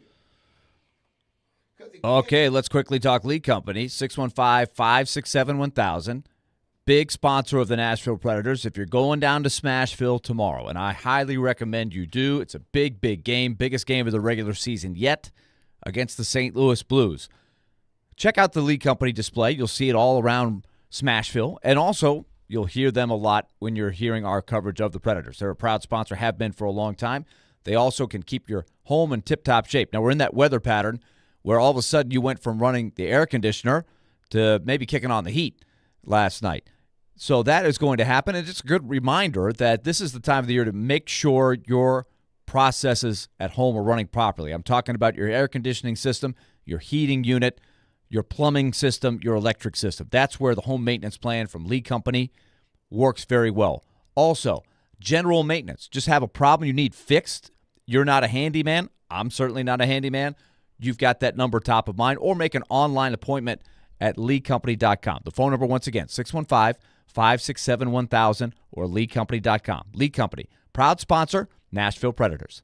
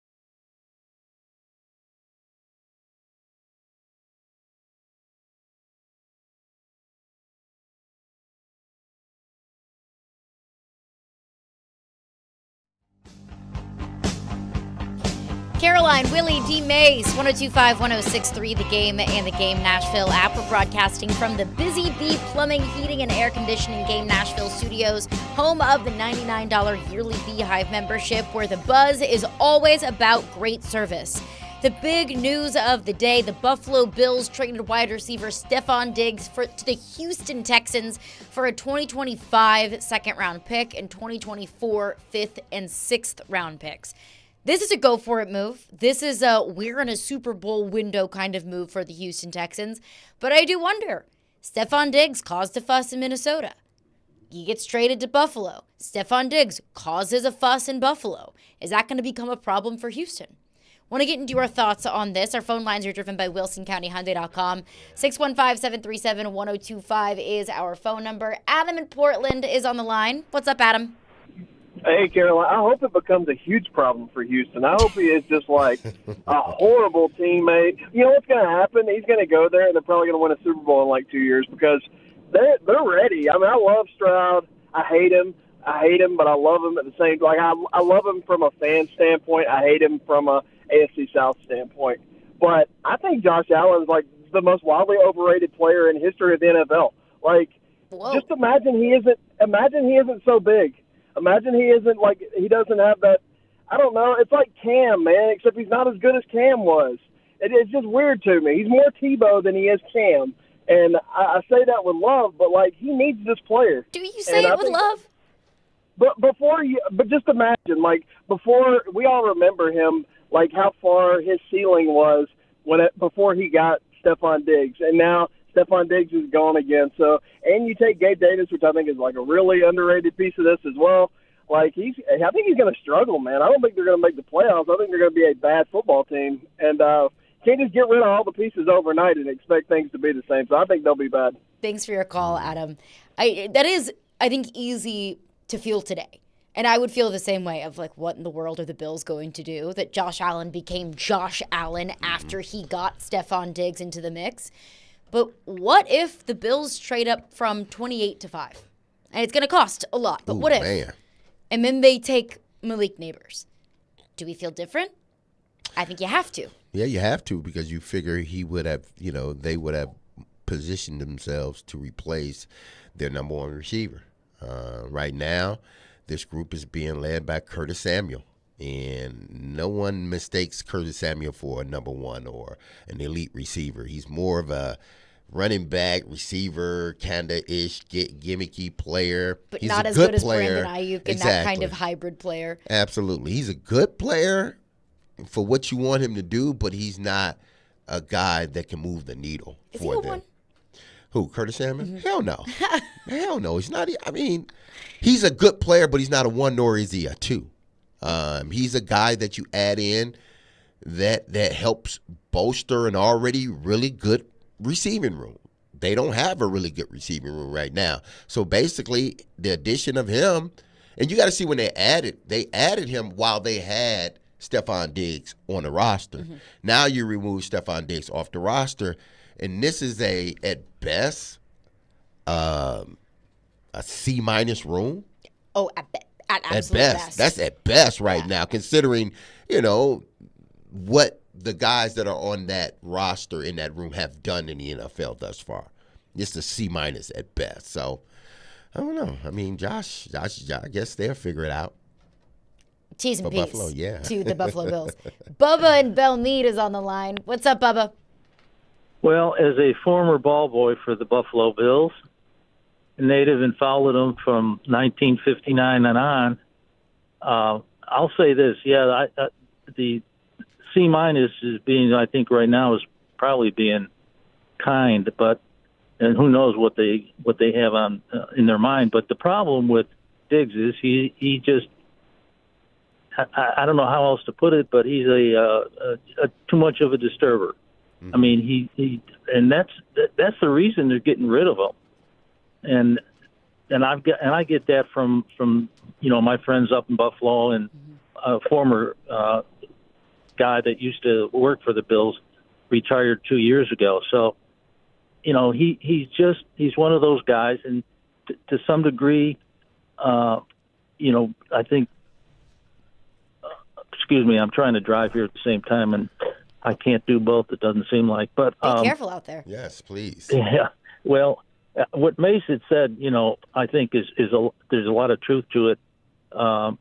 He didn't feel wanted, and he was only targeted the last part of the year, and he they were down on him for, I guess the divisional game or the championship game against the Chiefs when he only caught 3 passes for like 20 yards. Yeah. So, all great points, Bubba. Appreciate your call. And I think that's really what it comes down to it. The Bills don't want to get rid of Stephon Diggs because he's not a good player. Stephon Diggs is a great player. Stephon Diggs is top 10 receiver in the NFL? Yeah, he's still a top 10 receiver, yes. So it's not because he can't he play. has been I think he's at that stage where he could start going back. And that's another reason I think to move on now if you're the Bills. When you can, yeah. When you're saying, did we get his best years?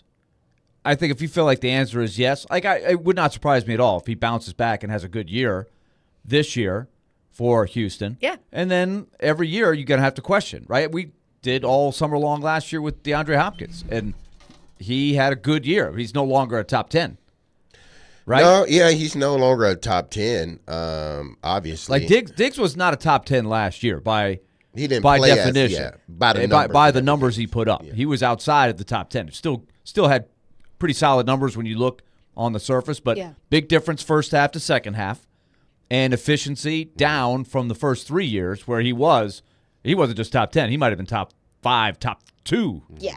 At his peak. Like he led the league in receiving his first year, over 1,500 yards. He wasn't close to that last year. So when you're looking at the graph, is the graph steadily going down a little bit, or is it going to bounce back up? Like you're hoping if you're the Texans, like, all right, he just wants out of there. He's going to come to us. We got this great young quarterback. We're going to get a great age 31 season from him.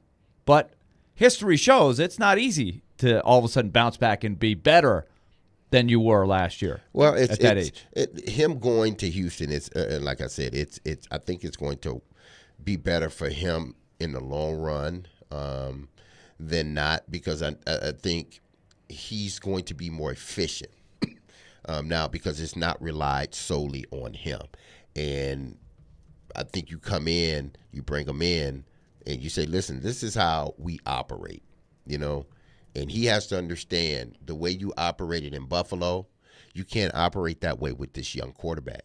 And the caller made a good point. He was a disturber. And it's not necessarily that he was a disturber. It's who he disturbed.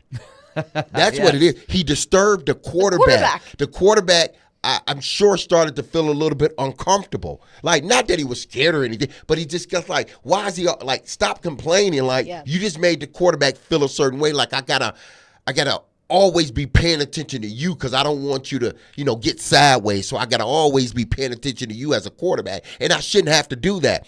I should just be, concentrating on the game, not the one player.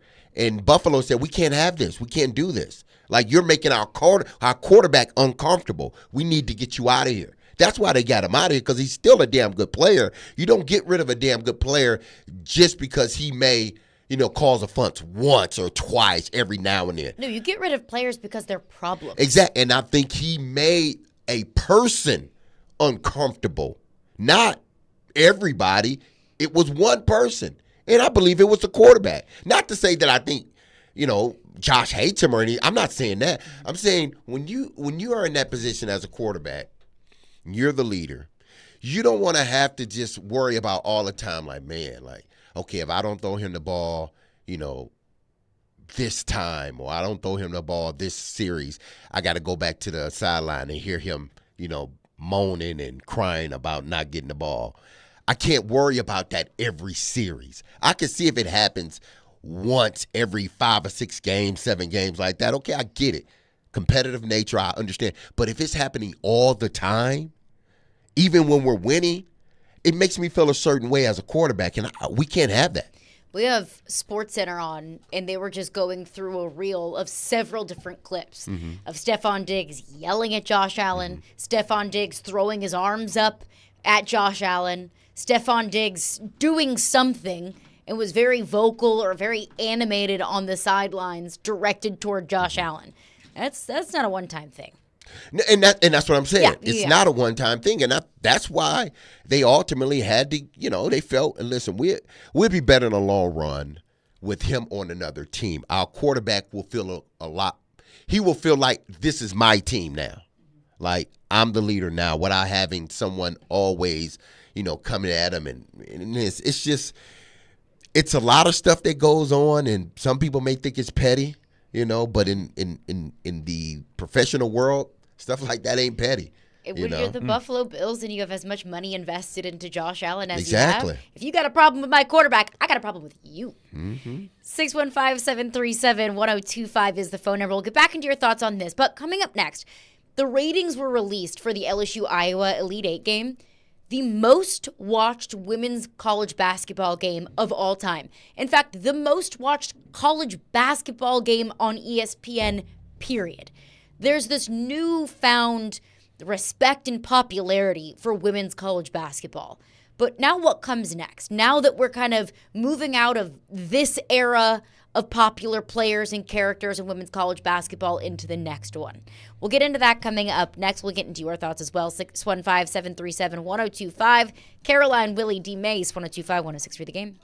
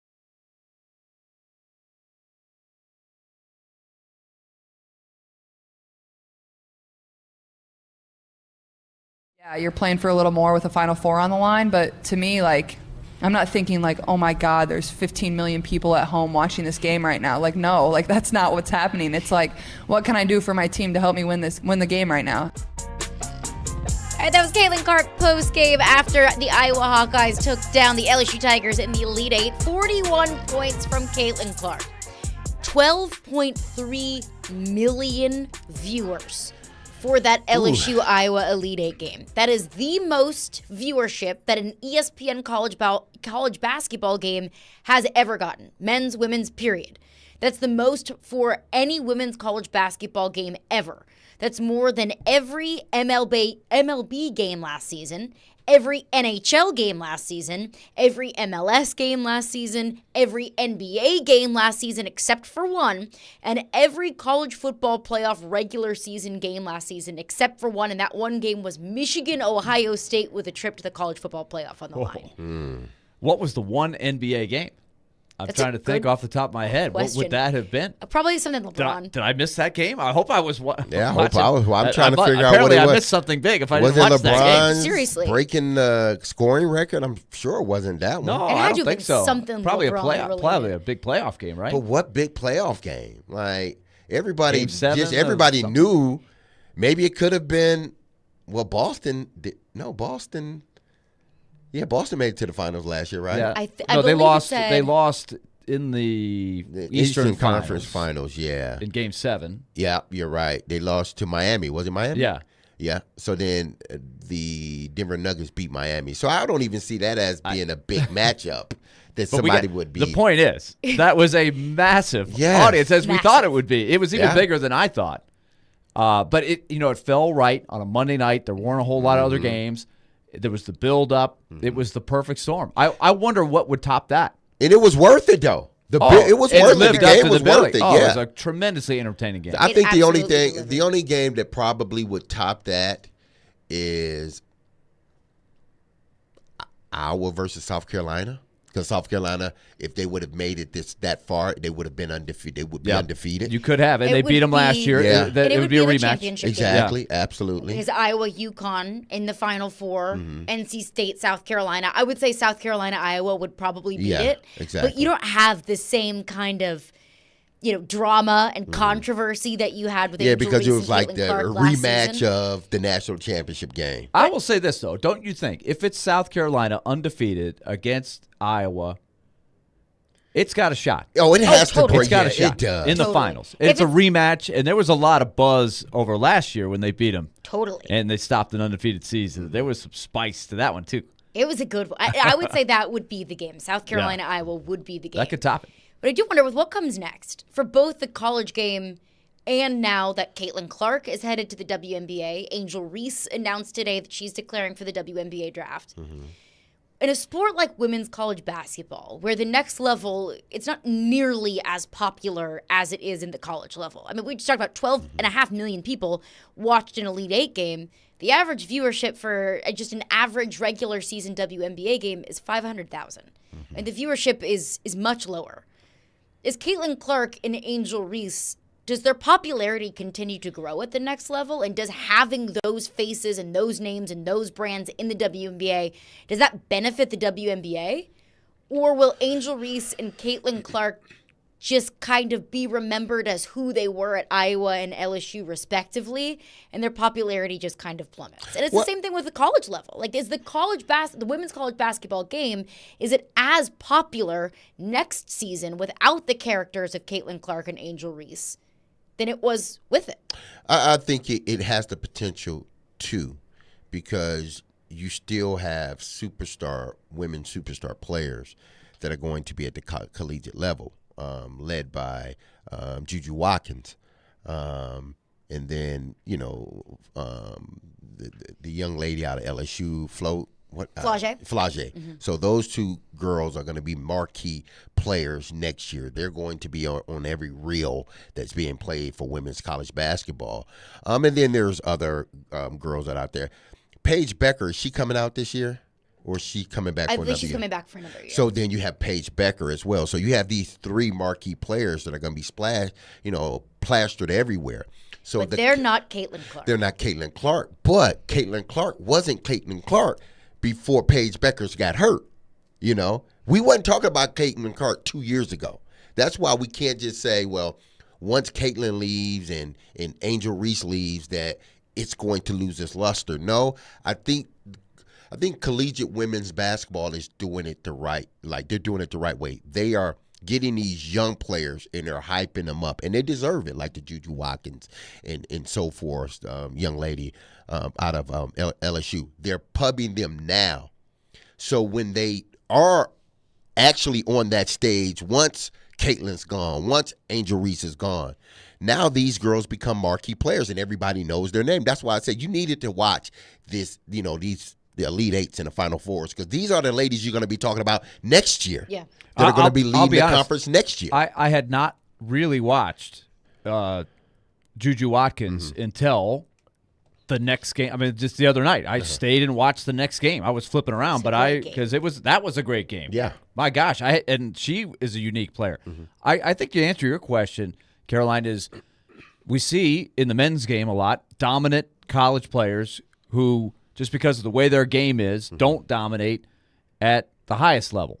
And so I wonder with Reese and Caitlin Clark, just they're unique, they're amazing players. I think they'll be fine in the WNBA, but will they dominate? Like, I think to maintain the status they have right now, they have to continue to be in the spotlight and dominate. And that's not going to be easy, right? No. Playing against older players, veteran players who've been doing it for a long, long time, and the game is different, right? Yeah, but even the guy. And I'd love to talk to scouts. I don't know what translates in the WNBA as opposed to college. I would imagine if you can shoot from 30 feet out. You can shoot from 30 feet out, no matter where. And if you're 6'3", you're 6'3". But no matter will they be able to guard Caitlin Clark a little better? Make it a little tougher possibly, for her? Yeah. Possibly. Possibly, but that jump shot, you can take that thing anywhere and it's going to flourish. She just keeps backing up. I think if you look at... She would flourish in the NBA, exactly. let's be She'll honest. flourish anywhere. I mean, but if you just look at the history of collegiate players, dominant collegiate players going to the WNBA. Now, I know the WNBA is a little bit more popular than what it was. But if you just look at the history, a lot of these great players that were in college and then went to WNBA, they were almost forgotten in a sense, and it's not their fault. It's just that the WNBA isn't as popular. So I think Caitlin Clark, Angel Reese, they're going to go to the WNBA, be great, but their popularity would never be as high. It's going to be hard to be as high as it was this season. And if they aren't the ones to change it and to make that next level more popular, frankly, I don't know who could. It's going to be tough. That's going to do it for us today. We will be back tomorrow at 11 a.m. Coming up next, Jared gives his reaction to the Stephon Diggs trade and what that means for the Tennessee Titans. We'll be back tomorrow at 11 a.m. Be love and love on your people. Peace.